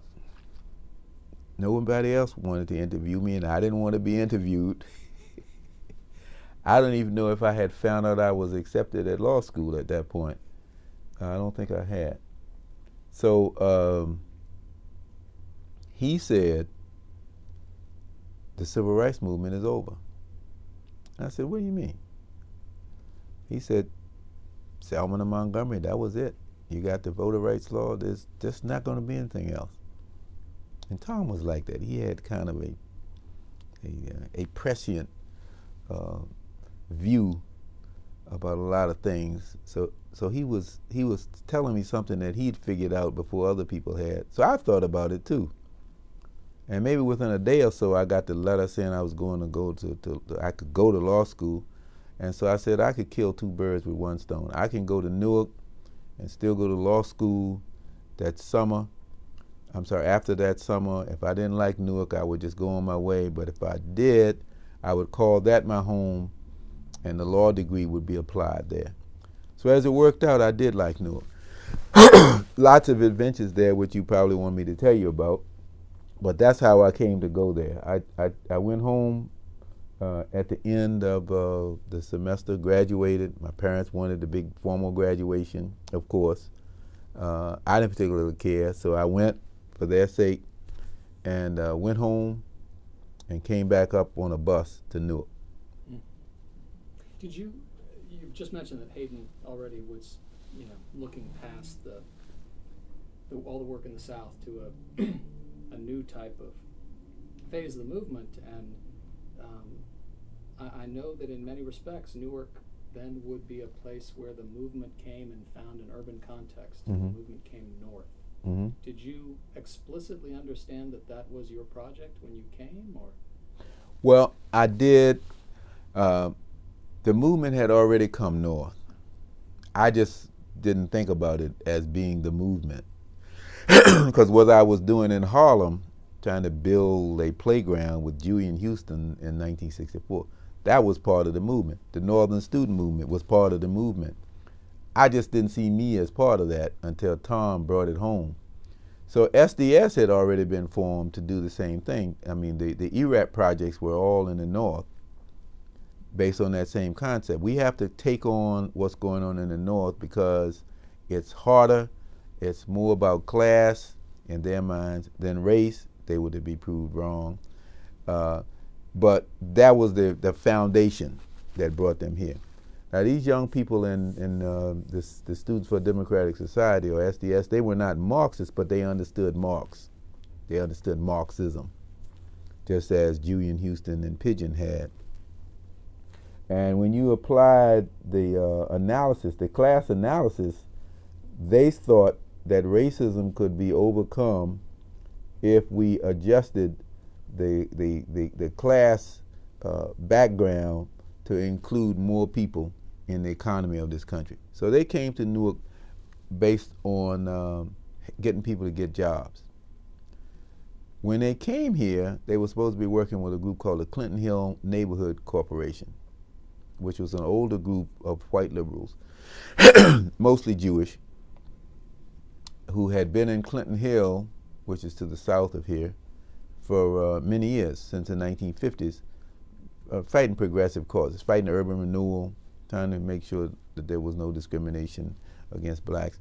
And they were an integrated group of mostly white Jewish homeowners with some black homeowners as well, and some working. They were all had a working class basis of one kind or another, but there were professionals in it as well. So it was an interesting mix of people.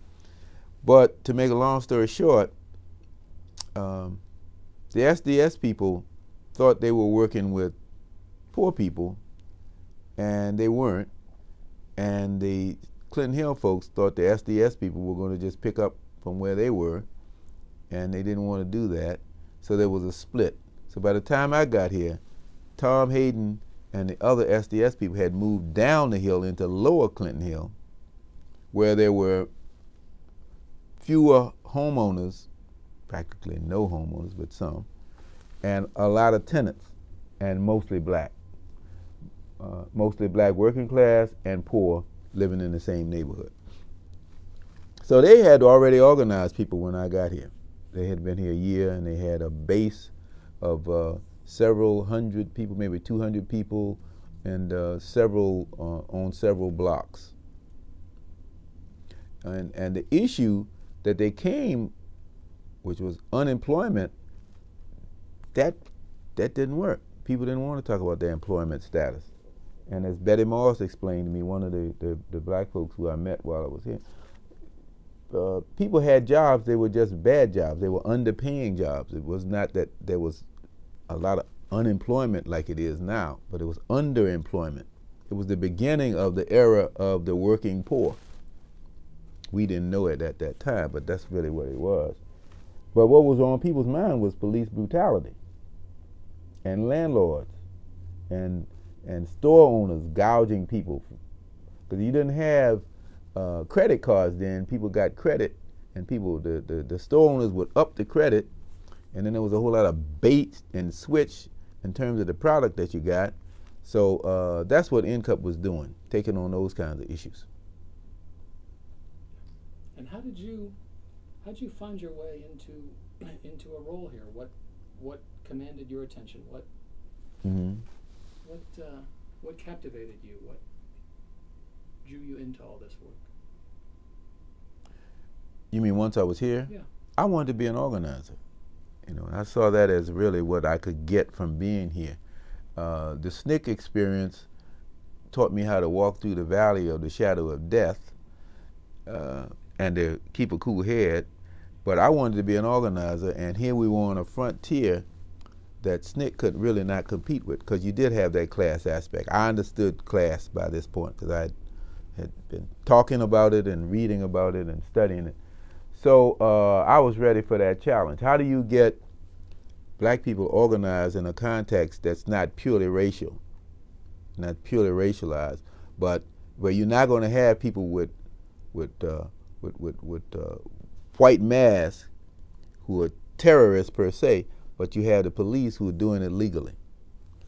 Where you're not going to have people who get thrown off a plantation, but people who didn't have enough money to make their way based upon the little job that they did have. Where you don't have folks that say, well, you can't live here because the whole area was black, but the housing was so bad, in some cases, you wouldn't want to keep your dog there.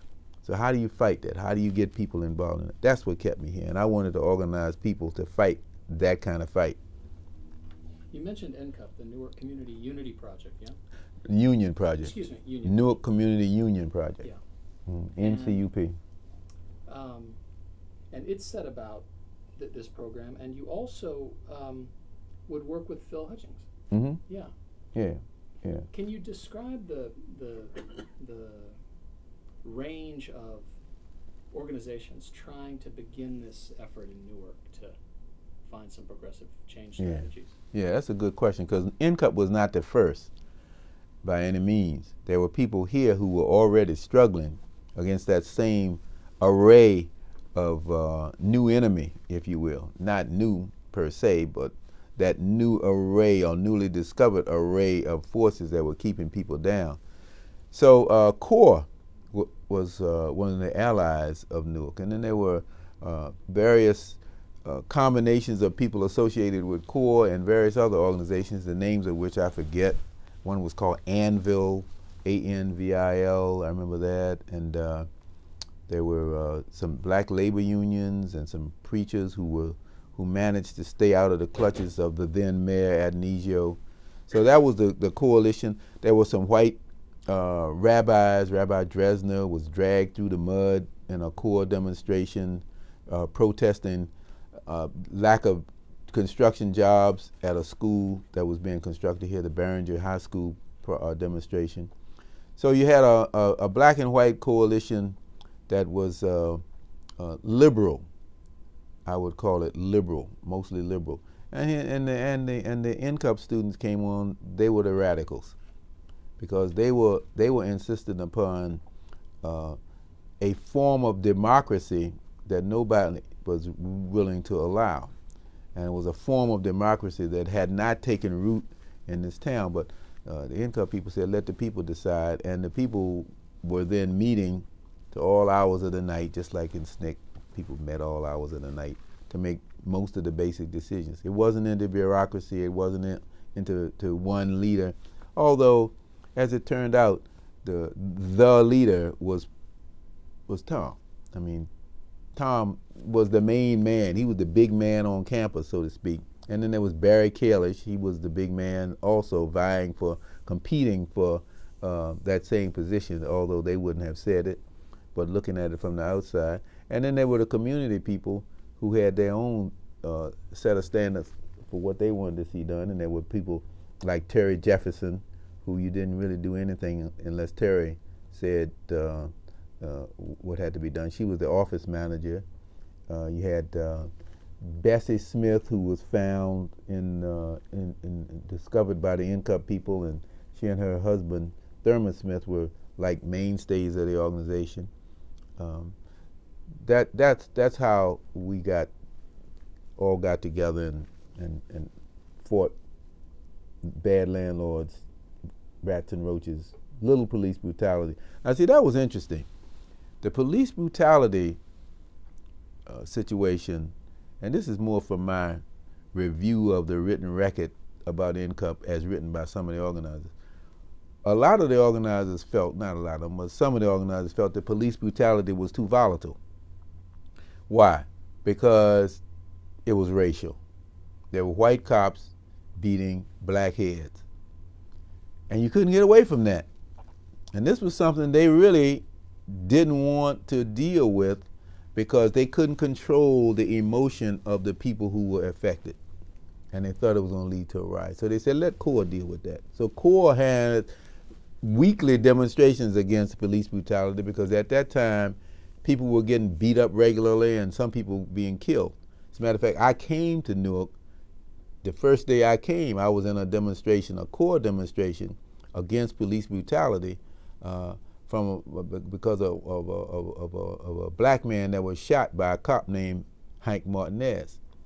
Now, I didn't know Henry Martinez at that time. I didn't even associate him with anything other than the fact that he was a cop. Years later, this same Henry Martinez ran for city council and won from the East Ward, and he and I became friends.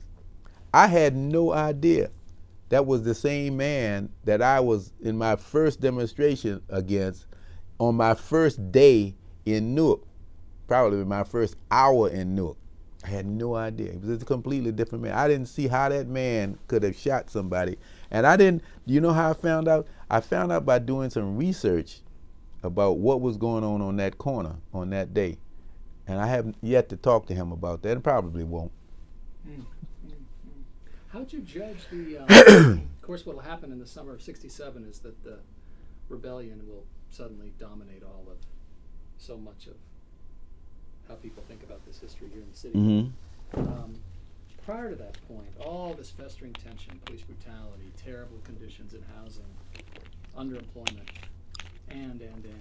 How did you feel about your progress, so to speak, against the goal of starting something that would yield results? How did you feel across, say, the first 24 months you were here? Well, when I first came to Newark, I wasn't here for 24 months straight. I was here for the summer. And then you went to New Haven. Remember, I went to New Haven to Yale. So you have to give me another yardstick. In my first several weeks, I realized one thing, that race was going to be a bigger issue than these kids were able to deal with. So Phil and I were the two black college types on campus, so to speak. And we talked about it all the time, that it was becoming more and more difficult for white people to go out and organize black people. Already SNCC had said, I think in 1966, maybe not already, but there was still there was a whole lot of conversation about that, and the final axe fell in 1966 when Phil said, and SNCC said, white people, you got to go out and organize amongst white people.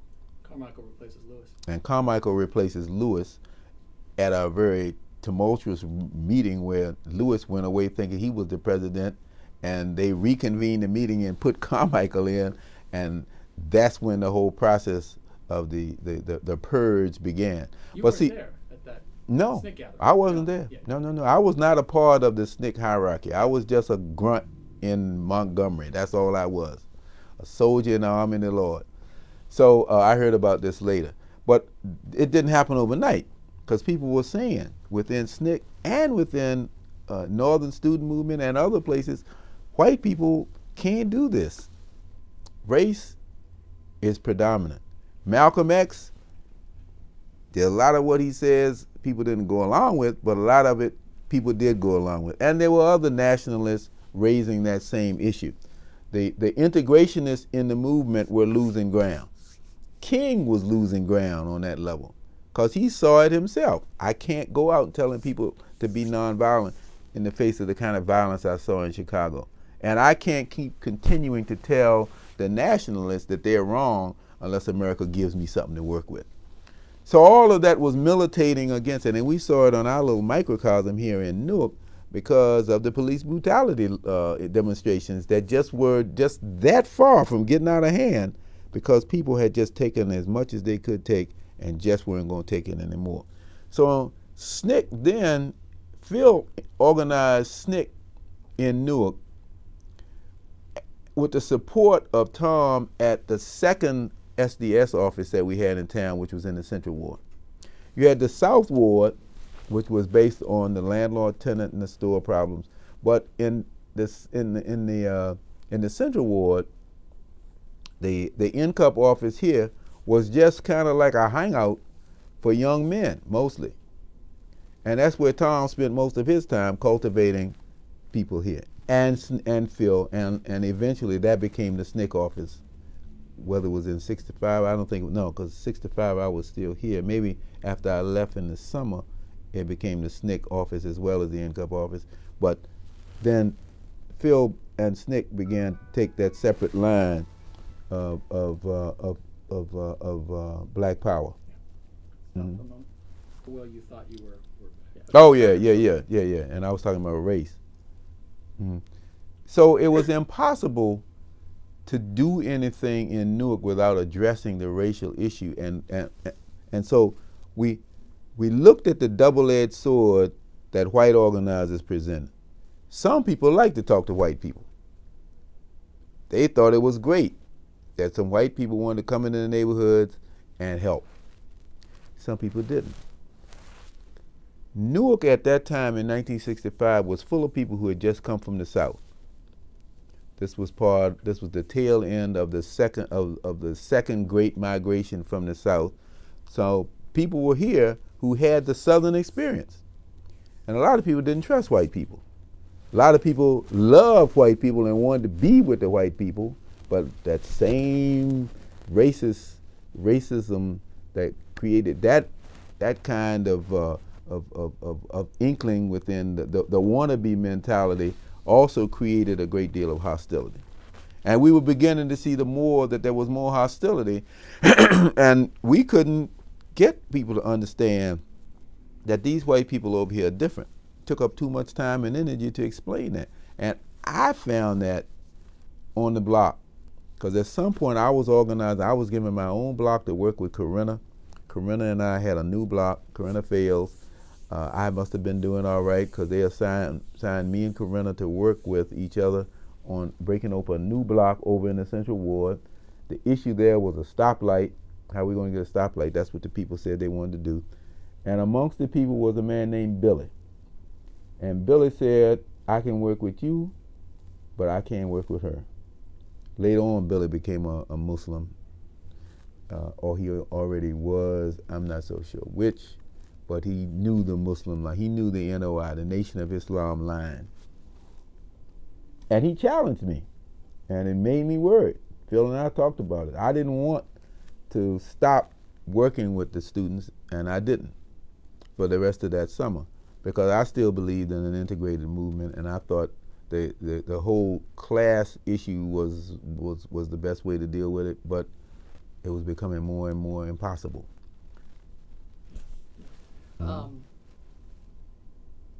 You and Phil lived together? Yes. Yeah, yeah. Mm-hmm. Was there any point at which you, obviously, the FBI, COINTELPRO, Mm-hmm. House Un-American Activities Committee, these would all be parts of the story ultimately. Mm-hmm. Did you have any sense that you were already folks who were being kind of watched and monitored very closely? Mm-hmm. More because of Phil than me, because of Phil's connection with SNCC. I was just a grunt. I was a grunt in Montgomery. I was a grunt up here in Newark, just doing what they told me to do. Until I got my block, then I had some kind of say-so of what was supposed to happen there in conjunction with Corinna.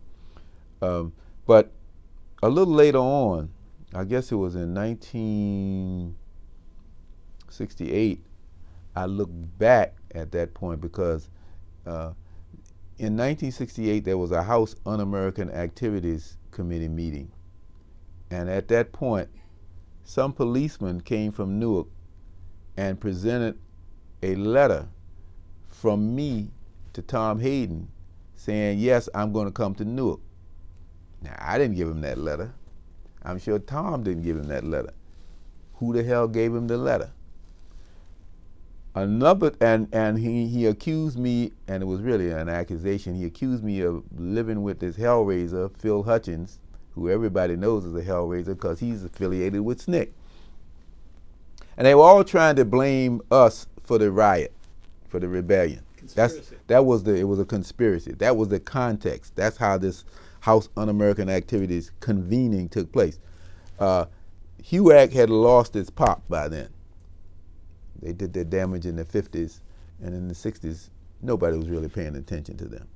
There were more important things to deal with.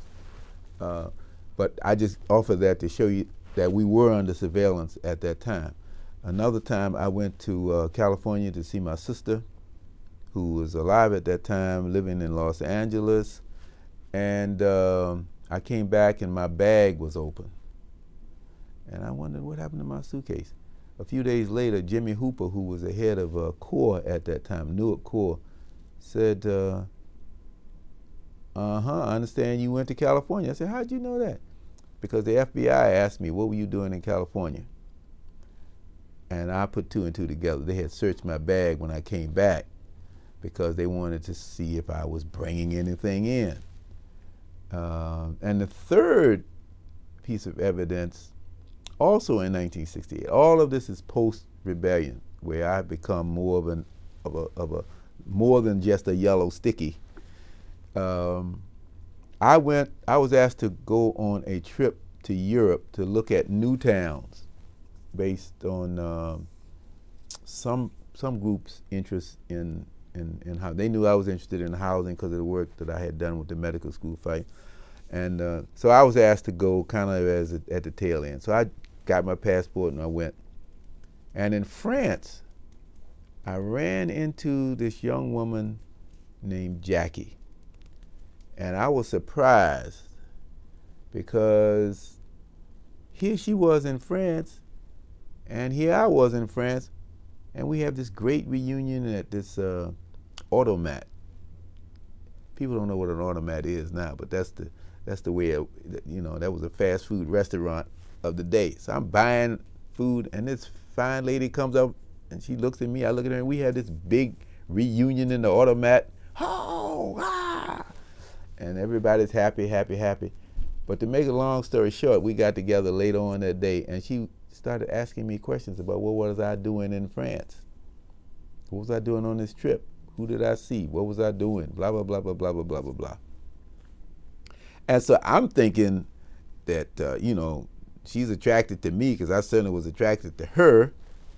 And we're walking down the left bank of the Seine River, and she just walked on ahead. And I said, well, Jackie, why are you walking so fast?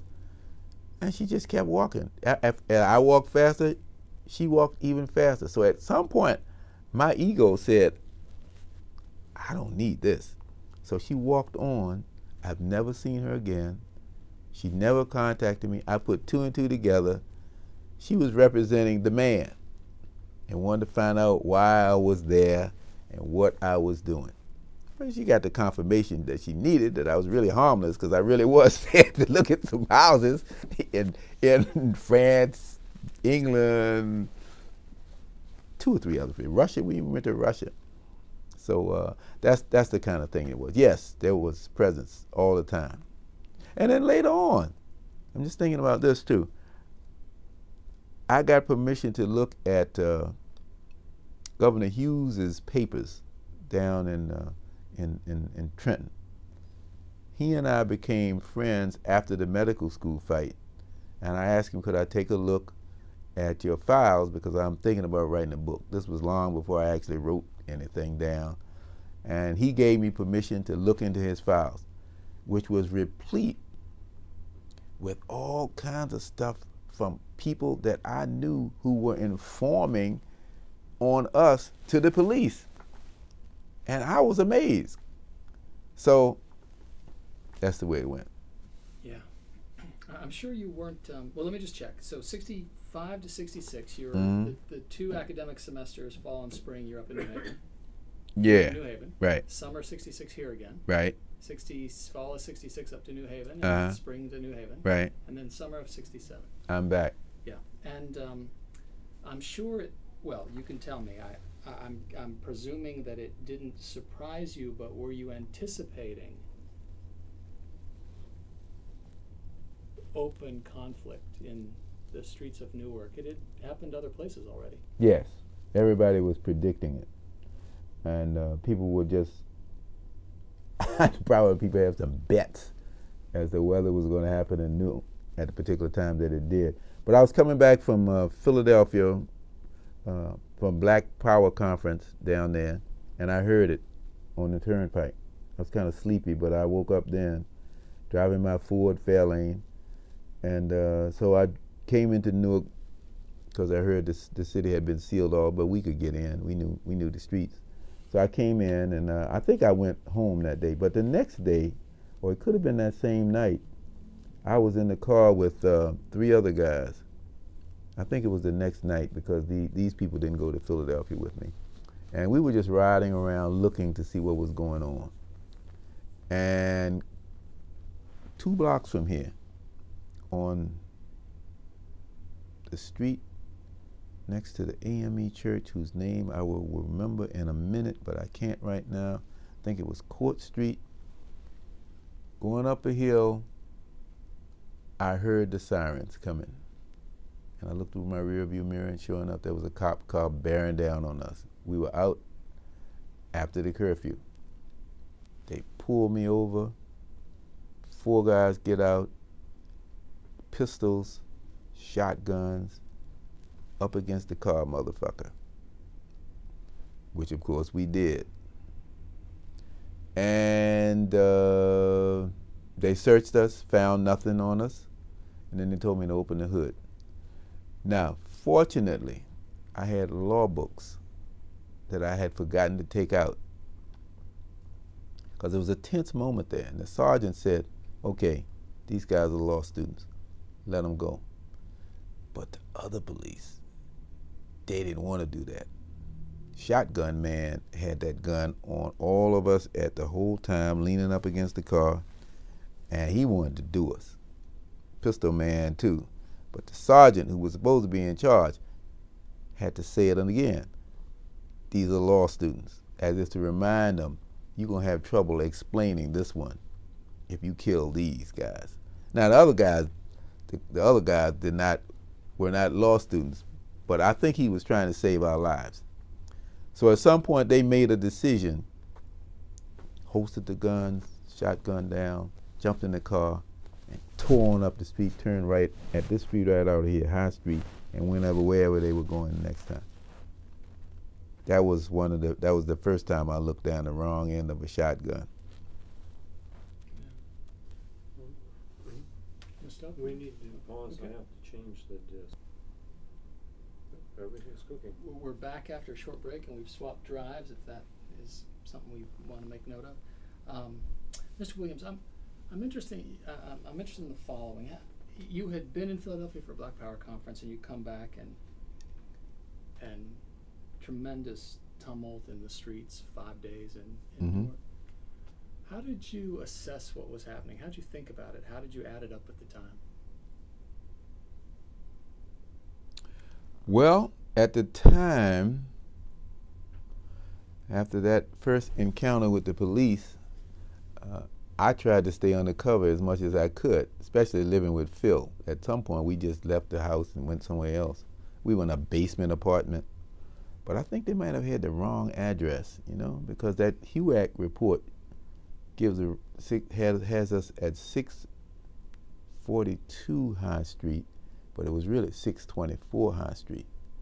So that might be significant, just some bad policing on their part. I saw a whole lot of stuff. I saw people happy to be destroying, happy to turn the tide. But I knew something was going to happen, and sure enough, when the police came into town, when the state police and the National Guard came in, things changed. And it was during that second period that the police rioted, especially the state police. So at the time, I was in charge of a group of law student vistas, and we were working on a housing project. How do we stop urban renewal? And we were investigating the whole relocation process. And that's what eventually we cited to do some serious damage to that urban renewal machine. But we stopped doing that to go interview witnesses to the police violence. And that's when I really saw what the damage had been.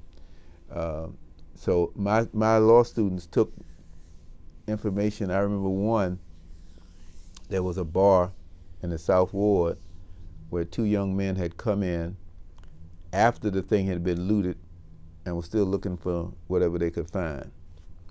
And the state cops rolled up on them. They couldn't get out.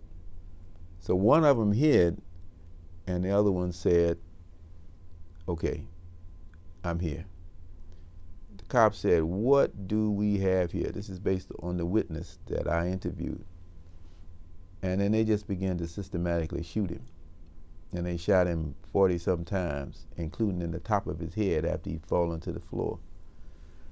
And so we took that information down, and we thought somebody was going to do something about it, because there were stories like that coming in from all over the place. And after the rebellion was over, once Oliver Lofton and Anna Mae Shepherd from the Legal Services Project, that's where I was working, took all this information and turned it over to the authorities, I was called before a grand jury, and one of the questions was, well, here's a part that I missed to tell. I didn't tell you. Baraka found out, Emir Baraka found out about this particular incident and sent a photographer to to one of the funeral homes and took pictures of the corpse, which was destroyed, as you can imagine. And then he made a flyer and put it all out over town. Is this what we're going to allow to happen to our young people in town? Some words to that effect. So when the grand jury, when I was called in for the grand jury, they asked me, didn't I think it was inflammatory to pass that flyer around? I said, well, first of all, I didn't pass the flyer around. But second of all, don't you think it was inflammatory that the man was shot 46 times, including the top of his head? So now I'm a smart aleck. They didn't like me, but it was nothing they could do about it because they knew it was true.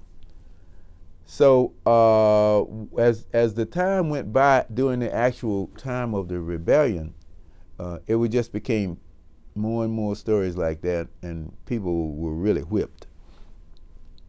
But as it turned out, the power structure was really scared of what was happening.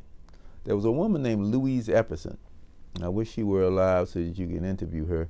But she was a person who was a homeowner, working class woman who was a homeowner and a district leader in the Central Ward right up the street here, whose house was in the path of the proposed College of Medicine and Dentistry, which at that time was supposed to take 200 acres of land. And she was organizing homeowners against it.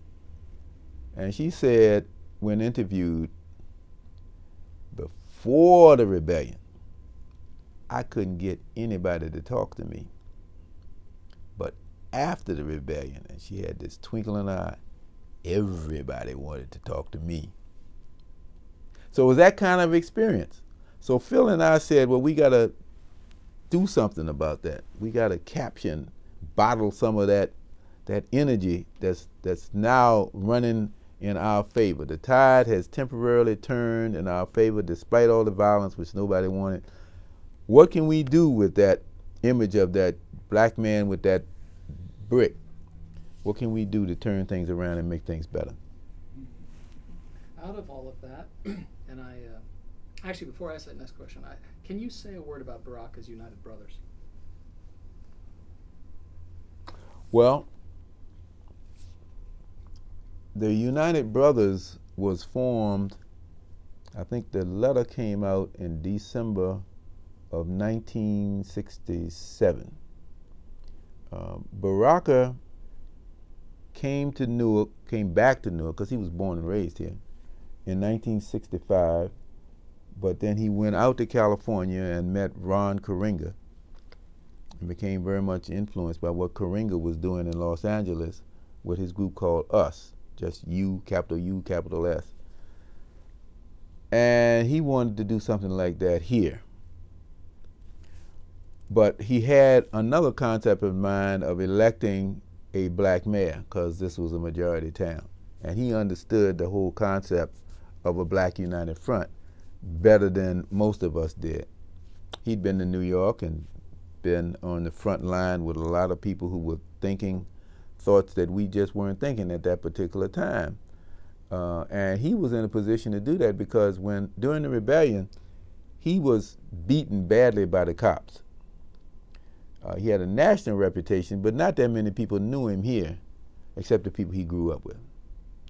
He was doing his own work with the arts, just as we were doing our work, and each of us in our own little bailiwick.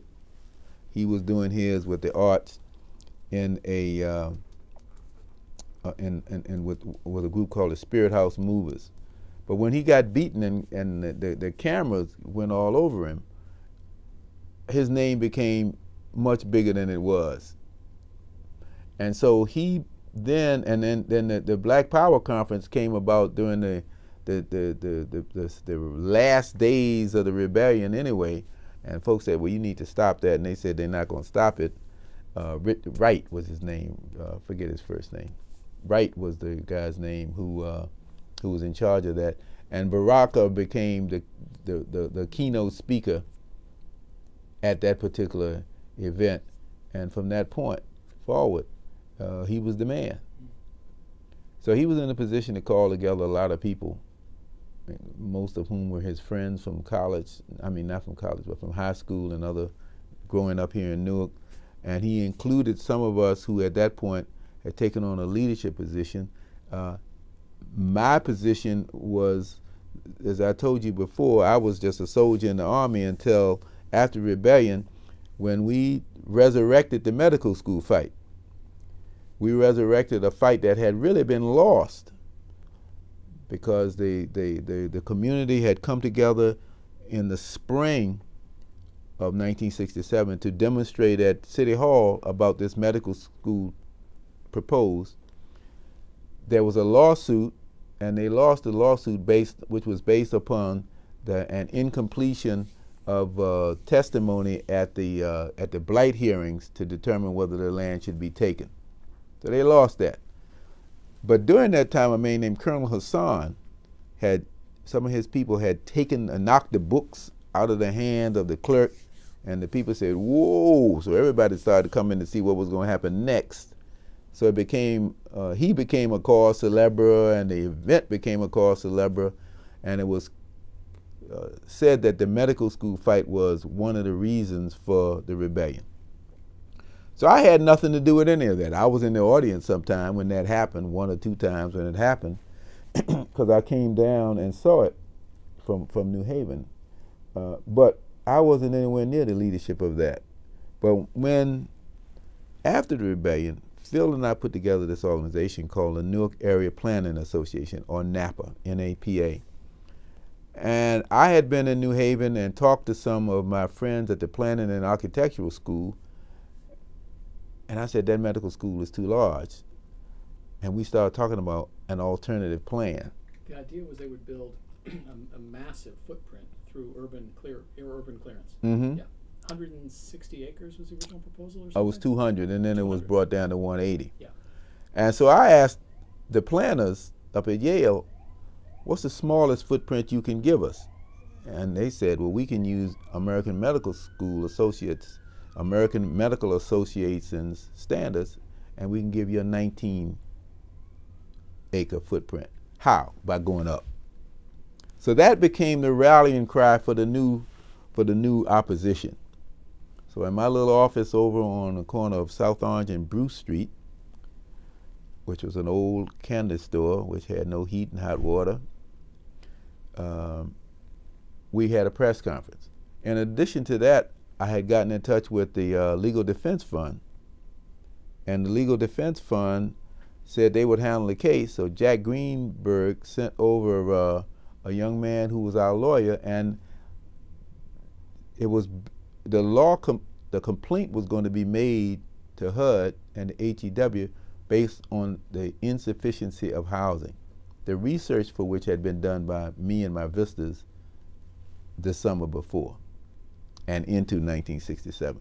So based upon that research, we knew there was a 1% available vacancy rate in Newark, which meant on any one given day, only 1% of the houses were available, but they were driving people out of their homes that they were already in, so much so that there was no way they could possibly accommodate all those people. So with a combination of the lawsuit and an alternate plan, we revised the medical school fight, and I became a leader. So in December of 1967, before we even began the negotiations, which ended up in success for the community, Baraka asked me to become a part of the United Brothers. The United Brothers was a group that was formed for the purposes of pulling together the community to elect the first black mayor. That's how we got started. Mm-hmm. Mm-hmm. How'd you swing in practice? How'd you swing the successful negotiation through Napa on the 60 acres for public housing and job creation. Mm-hmm. Well, it wasn't just Napa. It was also the Committee Against Negro and Puerto Rican Removal, which Ms. Epperson headed. And she had other people who were from the ordinary, regular political persuasion folks who were involved in that with her, and I had the new breed with me in Napa. So together we had a coalition going into, so we said, you got to sit down and talk to us. We said to the governor. He had us down to his place and all that, to Morgan, and okay. So we were going to talk. So we set up negotiations. And negotiations were based on the belief that they were going to let people come in and quote unquote have their say, and then they were going to probably throw us a bone, and the band would play on. But we said no. We have a negotiating team. We have a 9-person negotiating team. 3 from Napa, 3 from the Committee Against Negro and Puerto Rican Removal, and 3 from other organizations. So they said, well, what about everybody else? And then we had an audience of about 200 people, most of them our supporters. And one by one, people just stood up and said, well, I want to be a part of the negotiation. We shut them up. We would not let them talk. With the support of the 200 people, Harry Wheeler and I just woofed them down. I mean, I can't explain it any other way. We shut them up. They had no way to go. So the people on the other side of the table who were representing the governor, the commissioner of the new commissioner of the Department of Community Affairs, which was new, a man named Paul Ilbersacker, who became my friend as well.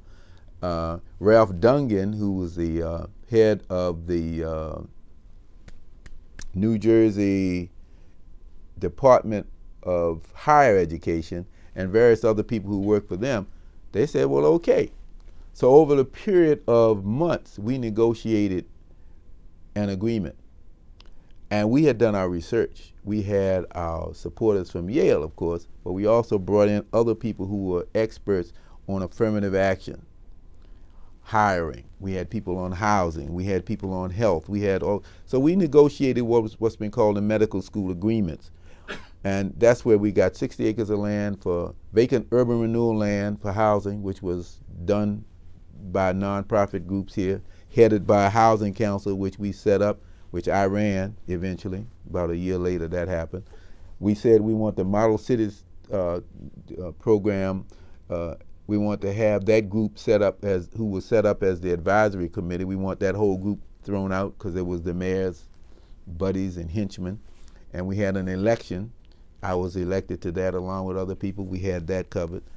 We wanted a we wanted to set up a training program for blacks and Latinos to get the construction jobs, because they were going to say, we don't have anybody. So yeah, you're right, because you've been discriminating against us for years. We're going to train them. And they said, okay. And we had a group of people brought together, the name of which I forget at this point, but it was a group of all the stakeholders in the jobs. We had the unions, we had the Contractors Association, we had the city, we had the Housing Authority, we had people from the community. They met regularly to see what kind of compliance there was going on. That's the key thing. We had an entity that we set up to make sure they did what they promised to do at that table. And all the time, the concept of that invisible brother with the brick was right there with us to let them know that if you mess with us now, you got to pay for it later. Now, we never said that, but that was in their minds. Now, as time went by, that lessened and lessened and lessened and lessened, but we got as much as we could out of it. You would contribute your efforts to the campaign of Kenneth Gibson. Yes. He elected Newark's first black mayor in I was his first campaign manager. 1970, yeah. Mm-hmm. So you've been through 67. You reached the agreement in 68, which probably you can tell me how you evaluated that in terms of how encompassing your success was in that. It sounds like you managed pretty well to achieve some very substantive results. Yeah. The only thing is we had to fight within the community to make sure that the results really were substantial. Because if you're looking at land, here we had 60 acres of land. All kinds of people came out of the woodwork and wanted that land. So at that point, the white controllers were standing around watching the black folks fight each other, saying, may the better man win, and we hope it's not Williams. But we won. We established the housing council, and we decided who was going to get the land. So right now there's 1,000 units of housing around that the housing council determined. They didn't want the Newark Construction Trades Training Corporation to succeed. But hundreds of young men were successful in getting their union books because we fought the unions, we fought the state, we fought the local folks to make sure that happened.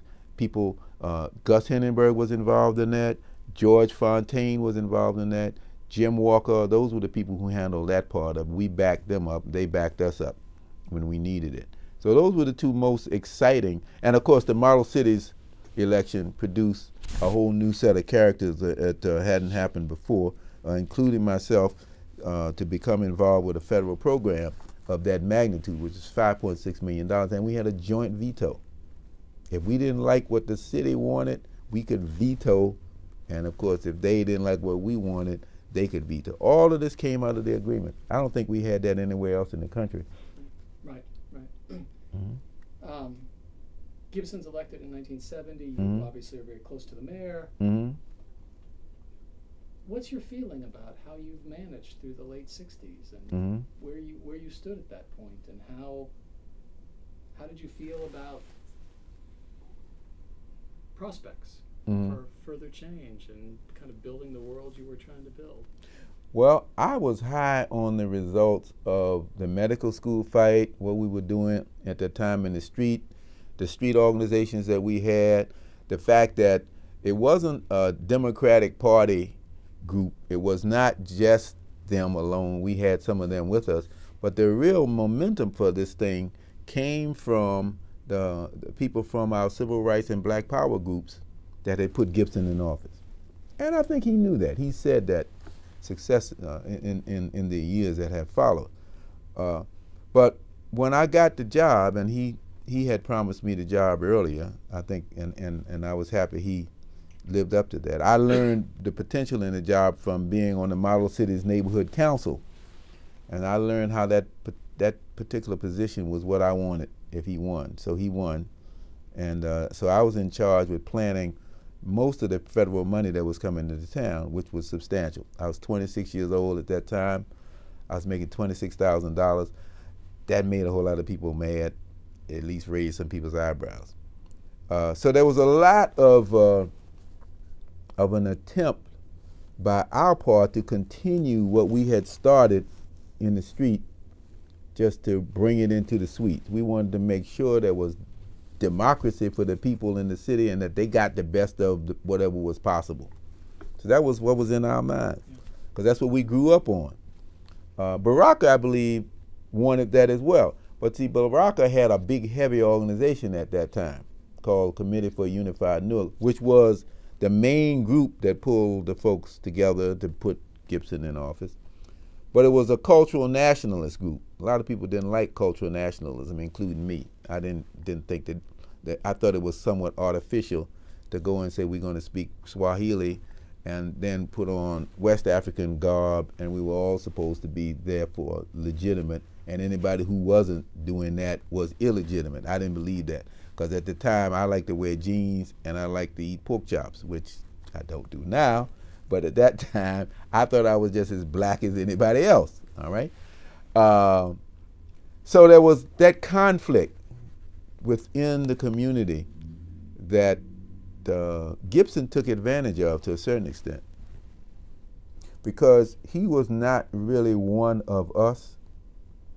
He was kind of like there, but he really was not on the front line of most of these struggles. He came in kind of like after the battle was over, and if you needed somebody, for example, he was the vice president of the Business Industrial Coordinating Council, which came out of the Barringer fight, and he helped get some jobs. Okay, so he was in He was not on the vanguard. He was kind of like in the second tier. So that was his MO, and perhaps we needed somebody like that because he wasn't so controversial. But then when we got into City Hall, and I say we advisedly because when he got into City Hall, he did not want people like me or Baraka in any kind of leadership position.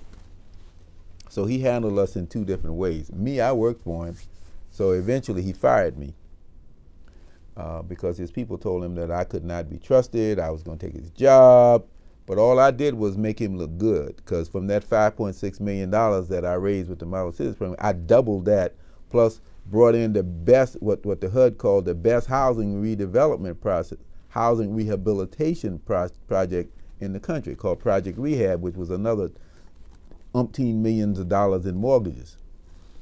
So eventually he found a reason to fire me, which was based on an audit, an old audit, which was dug up by a man who was running for office. And they said, HUD questions $300,000. Well, HUD had questioned that a year before he brought it out. And we were in the process of answering those questions. And there was really nothing missing. What had happened was we had interpreted HUD guidelines one way, and other people had interpreted it the other way, namely the people in the Gibson administration who didn't want me there. So I could tell you about those adventures, man. We went to war with the congressman whose name was Minish. I had an opportunity. Minish was in the front page of the Star-Ledger advertising his false claim with his little subtle reference that I had stolen the money without really saying that. And of course the people said, oh yeah, we told you, you can't put them in there, they're gonna steal the money. A lot of my friends were even saying that. So then I came back, I went over to see Mort Pye, who was the editor of the Star-Ledger. And I said to Mort Pye, you have done me a disservice because up to this point you have not listened to what I said. This was over the telephone, I told him that. And so he asked me to explain. So I explained to him what was going on. And he paused for a moment, he said, bring me down what you have. So I brought him an article, and I knew how to write press releases. I brought him the article stating what our responses had already been to the audit. And he ran that front pages on Wednesday. All of this other stuff was Saturday and Sunday. The following Wednesday, I got front page.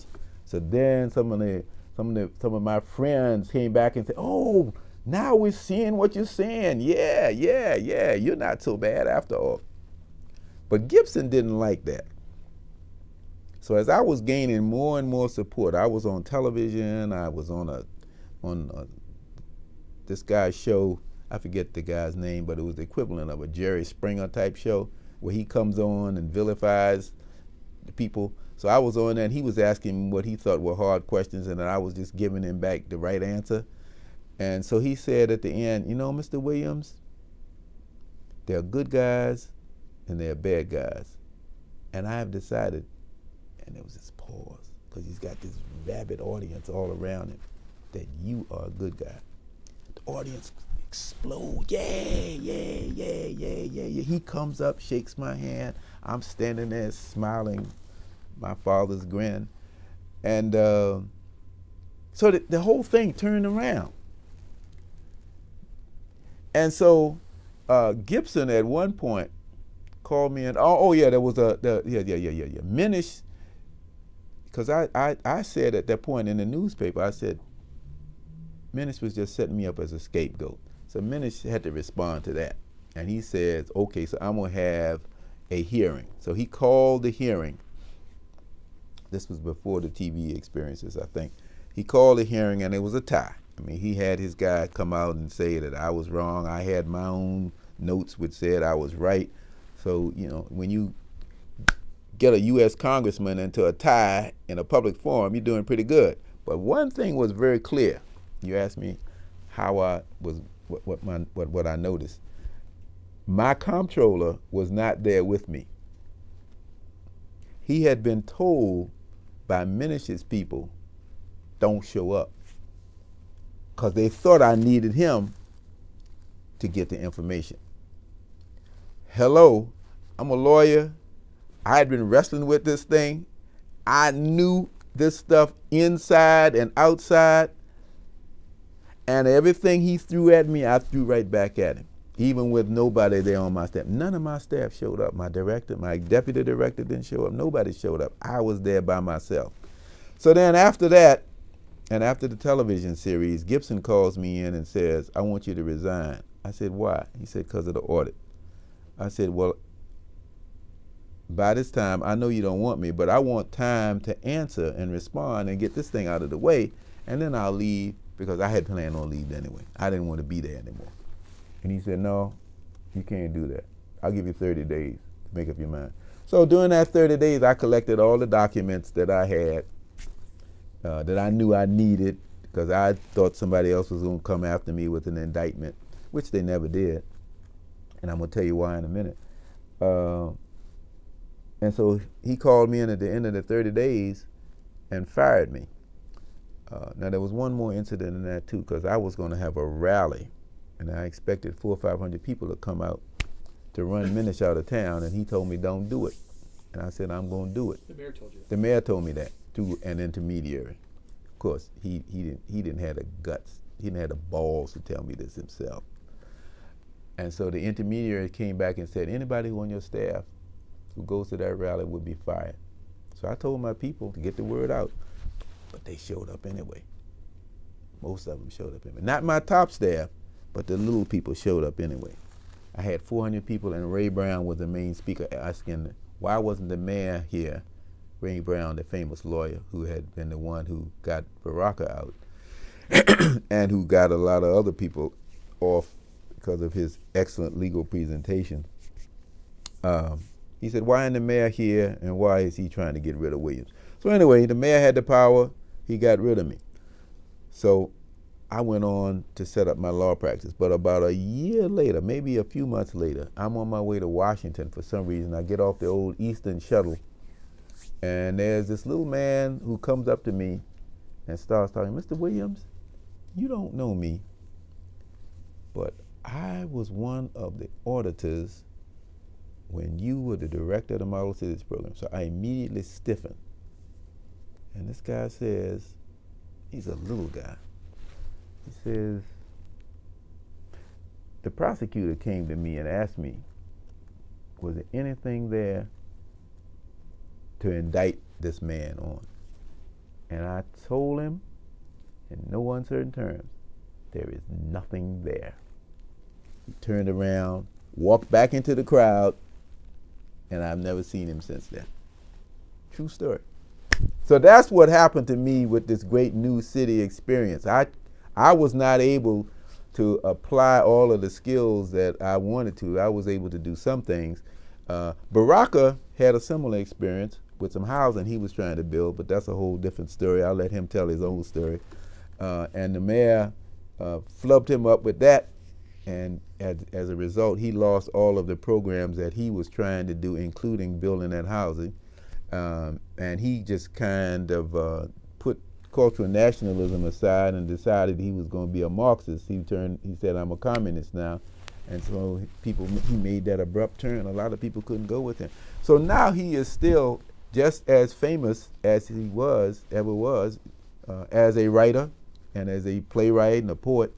But he was, after that point, out of the mainstream, and Gibson, with his non-progressive politics, was able to reign supreme. Yeah. Let's take a break, and then we'll come back and finish up. All right. Okay. We're back on after a short break, and I want to, as we sort of look to the years beyond the early 70s, I'd really like to have you touch on a couple things. One is your election to the National Bar Association presidency in '78. Youngest person ever elected to that role. And of course, that's the group that is the black analog to the ABA, given the long history of discrimination, exclusion, and the latter organization. Right. I want to hear about the, I'd love to have you sort of frame your mayoral race in '82. And let me just leave those two things with you. Okay. Well, I went into practicing law after I left City Hall, but I just couldn't practice law. I mean, it was like, how you going to keep them down on the farm after they've seen Paris, you know? So I ran into a friend named O.T. Wells, who I'd met when at Harvard when I was speaking there. I was Model Citizen Director. He was president-elect of the National Bar Association, and he convinced me that I should play a prominent part in the National Bar Association. I believe I had gone to one meeting, one convention before that, and he invited me to be his guest. So I became a part of it. He appointed me as assistant regional director, which was really something he just dreamed up, wasn't in the Constitution. And to make a long story short, because of some foul up in Los Angeles the following summer, his convention couldn't be there, and he had no one to plan his convention. There was no staff at the NBA at that time. So he said, Junius, I want you to plan my convention. It's going to be in San Francisco. Go do it. So I started calling people all over the country. My dime, my time. Lawyers that he had given me the names of, or other people had, or people I'd heard of. And I put together a great convention for him, if I must say so myself, which he also agreed. And I met a lot of people along the way. So that was my organizational basis, if you will. And so by the time I came to his convention, which was in San Francisco in 1973, yes, there were other issues that had to be dealt with. There were a lot of young lawyers, especially women lawyers, who were dissatisfied with the way the bar was going at that time. And we who had been in the movement or who had been influenced by the movement were steeped in the tradition of democracy. We wanted people to be involved in a lot of decisions, and they weren't. The National Bar Association was kind of like an imperial potentate kind of arrangement. If you were the president, you were the man. You did what you damn well pleased. So we elected, two things happened that time vis-a-vis the young lawyers. We elected a new treasurer, Arthenia Joyner from Florida, lawyer from Florida, and I became elected to the board at that particular time. Now that was the first two things, but I also revised, along with some friends, we revived the Young Lawyers Division, which had been started once but had died down. We revived that. That was our vehicle.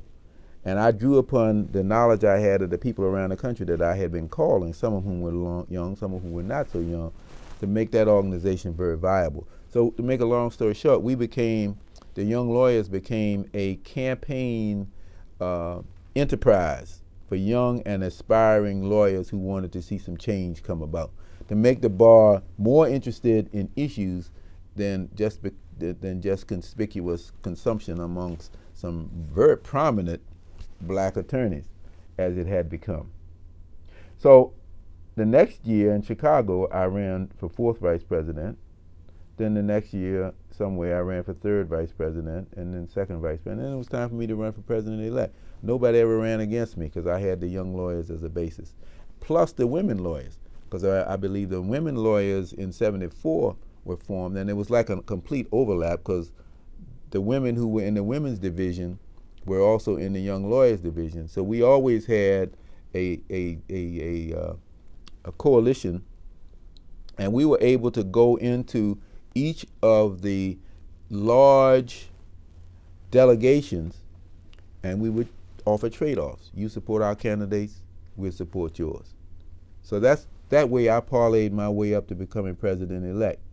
And so in Florida of 1978, I became the youngest person ever elected to the National Bar Association because I was only 34 years old. And immediately we began to do things on a collective basis. The most important thing was to introduce to the National Bar Association the whole concept of the freedom, the independence of Southern Africa. So that they had never done that before. One of my friends from SNCC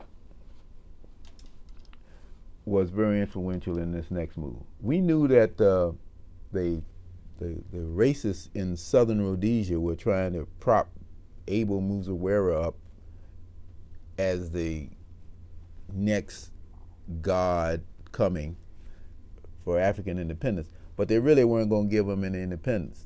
The Constitution really kept all the power for the whites. And everybody knew that.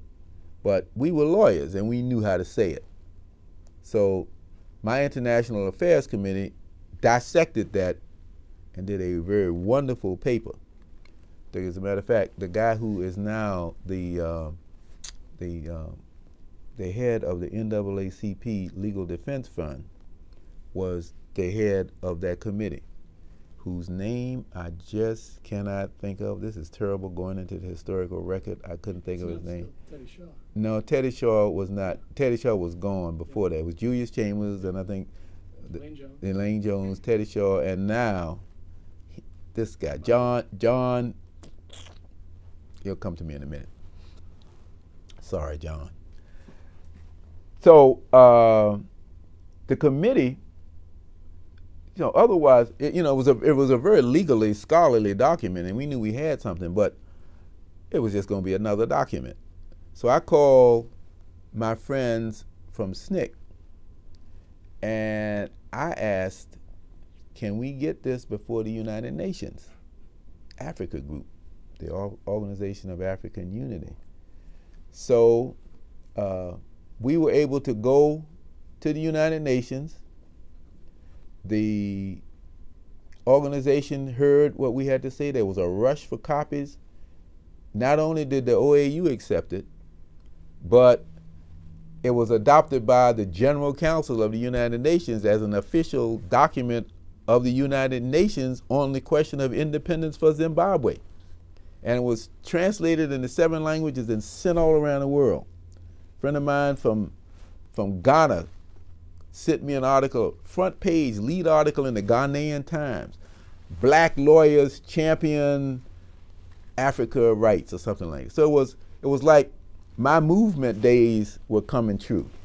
Here we were involved with African independence as African Americans, and for a long time there was a great deal of unity between the Africans who were in the United Nations and eventually the ones in Washington who were diplomats of a higher level, as everybody sought that paper. I went to Jamaica for another one of the United Nations committees, and there everybody wanted a copy.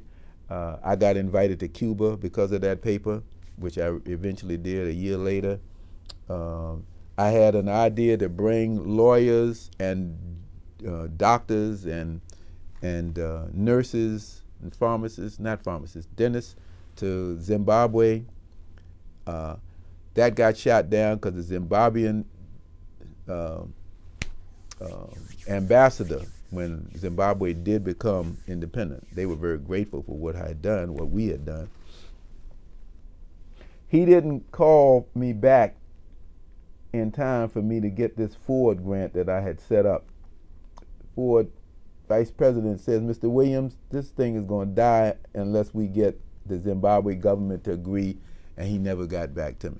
It's not that they didn't want it, he just didn't see the importance of this whole thing.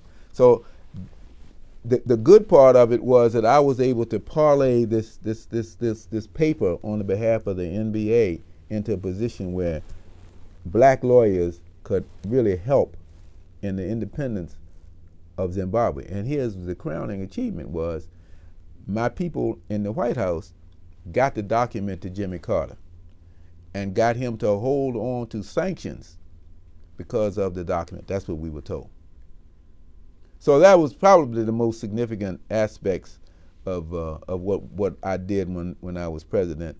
That movement connection was there because we were able to organize the people, but also we always kept our focus with our eyes on the prize. Right after that, so that was over in 1979. Had a great convention in Los Angeles, and for my keynote speaker, I had Louis Farrakhan to come out, who wowed and mesmerized the people. There was a hush when I walked down the aisle with him to bring him into the first plenary session.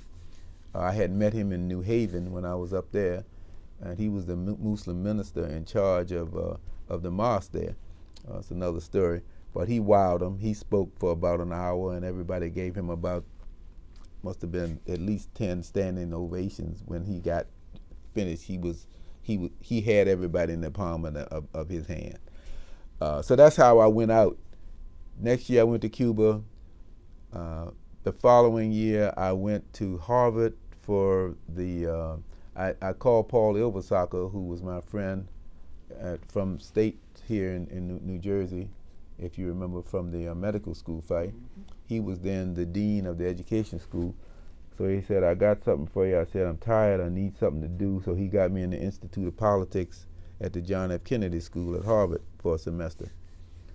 So I was beginning to believe that I belonged there until the Miami riot occurred.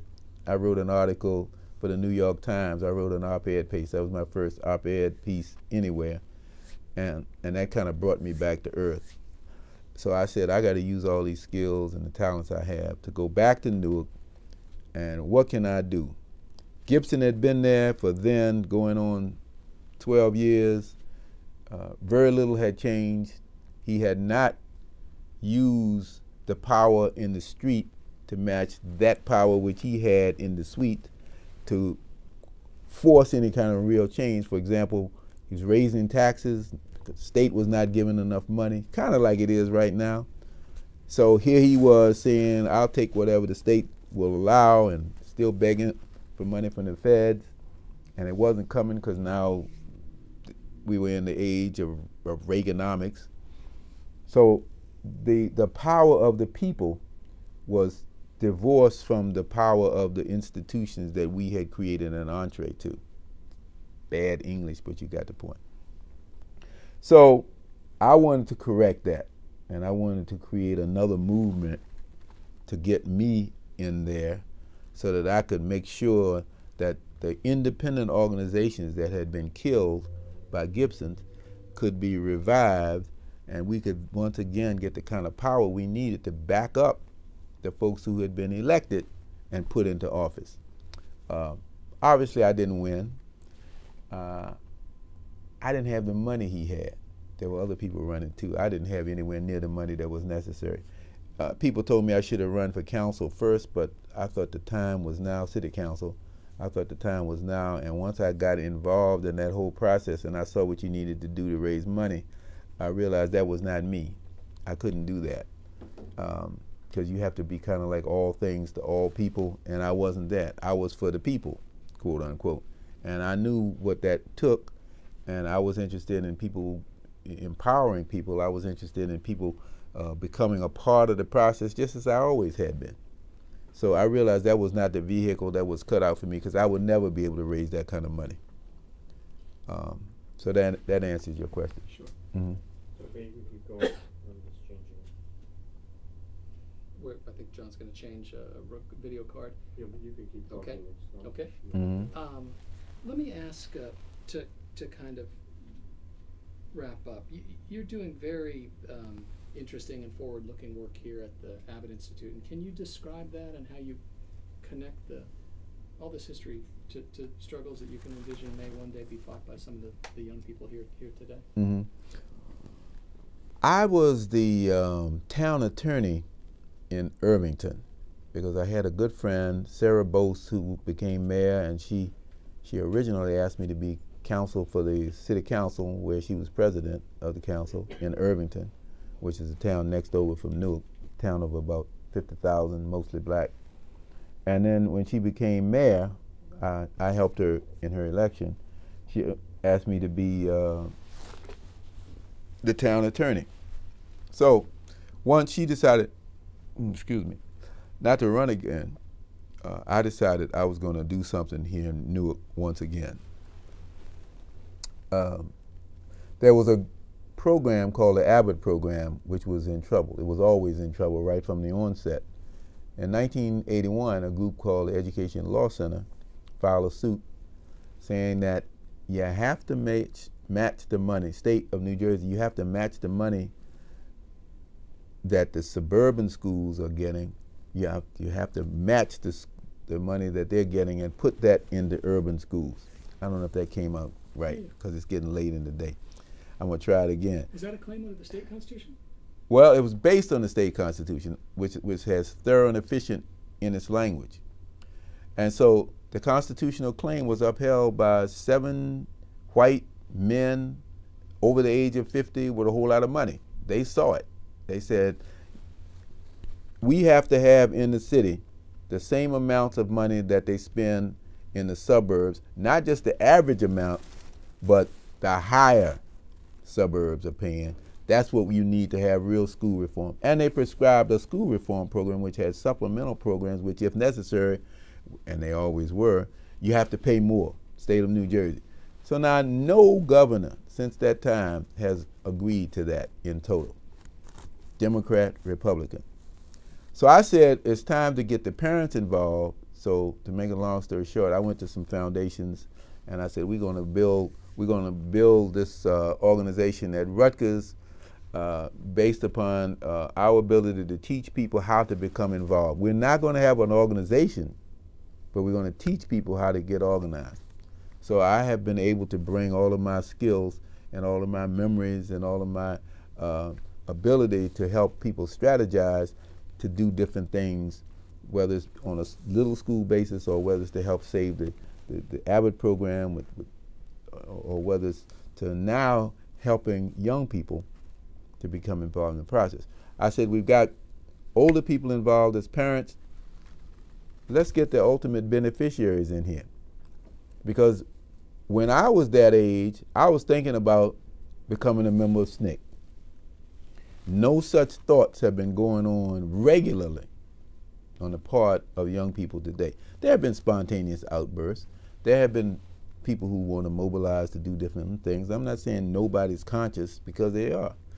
But the whole concept of organization has been lost. And it was lost when we put all of our eggs in the basket of electing black politicians, and those black politicians turned around and destroyed the organizational base that brought them over. So there's a whole brand new group of people out here who don't know anything about SNCC and CORE and NCUP and NAPA and how we got over and how we did what we did. So that's my job. I'm teaching a whole new generation what we did, and everything I've been talking to you about for the last 3 hours, we've been talking about in one way or another in those classes. I am very excited about both groups. The parents getting organized more and much more, not just because we're doing it, parents organizing all the time. But what we're trying to do is to help those parents who are so inclined to get involved. We're teaching them that there is a certain way you use information, there's a certain way that you position yourself, there's a certain set of strategies that you can use to make your presence more profitable in terms of the goals that you have. With the young people, we're saying to them, you have a voice, and your voice deserves to be heard. And if you learn the skills of the media, your voice can be amplified. Now, the first part of that is the most difficult. A lot of young people have been so beat down they don't think they have a voice, much less that it should be heard. But we introduced that whole concept, and once you open the door with them, boom, they walk through. So now we got a whole lot of young advocates here who know how to speak, they know how to interview, they know how to use cameras, not quite as expensive as that one. They know how to put projects together, they know how to we haven't taught them how to edit. Hopefully we'll do that this summer. It's a summer program on an intense basis, 5 days, 4 days a week. In the spring and in the fall, it's 2 days a week after school. And they have produced a lot of documents that a lot of people have paid attention to. Short public service announcements to longer documentaries. We've got some young people who have graduated and who now come back here and help us as interns. We've got some young people who have graduated and I meet them in the store or something and say, you know, because of that program, I went to college and now I'm really doing some advocacy things in college. So we planted a seed that's being watered every day by the events of the time. That's right. That's I know there's even more history, much more history even, that we could discuss, but today you have been just so remarkably generous. And what a pleasure. So it's been an honor and a privilege. Thank you for such a generous and substantive contribution to the series. Well, I hope everybody runs out and reads my book once it gets published. It's called Unfinished Agenda, and hopefully it will be produced. It will be published by Smithsonian. So let's hope so. Really look forward to it. All right. Thank you so much. Thank you. This has been a presentation of the Library of Congress and the Smithsonian National Museum of African American History and Culture.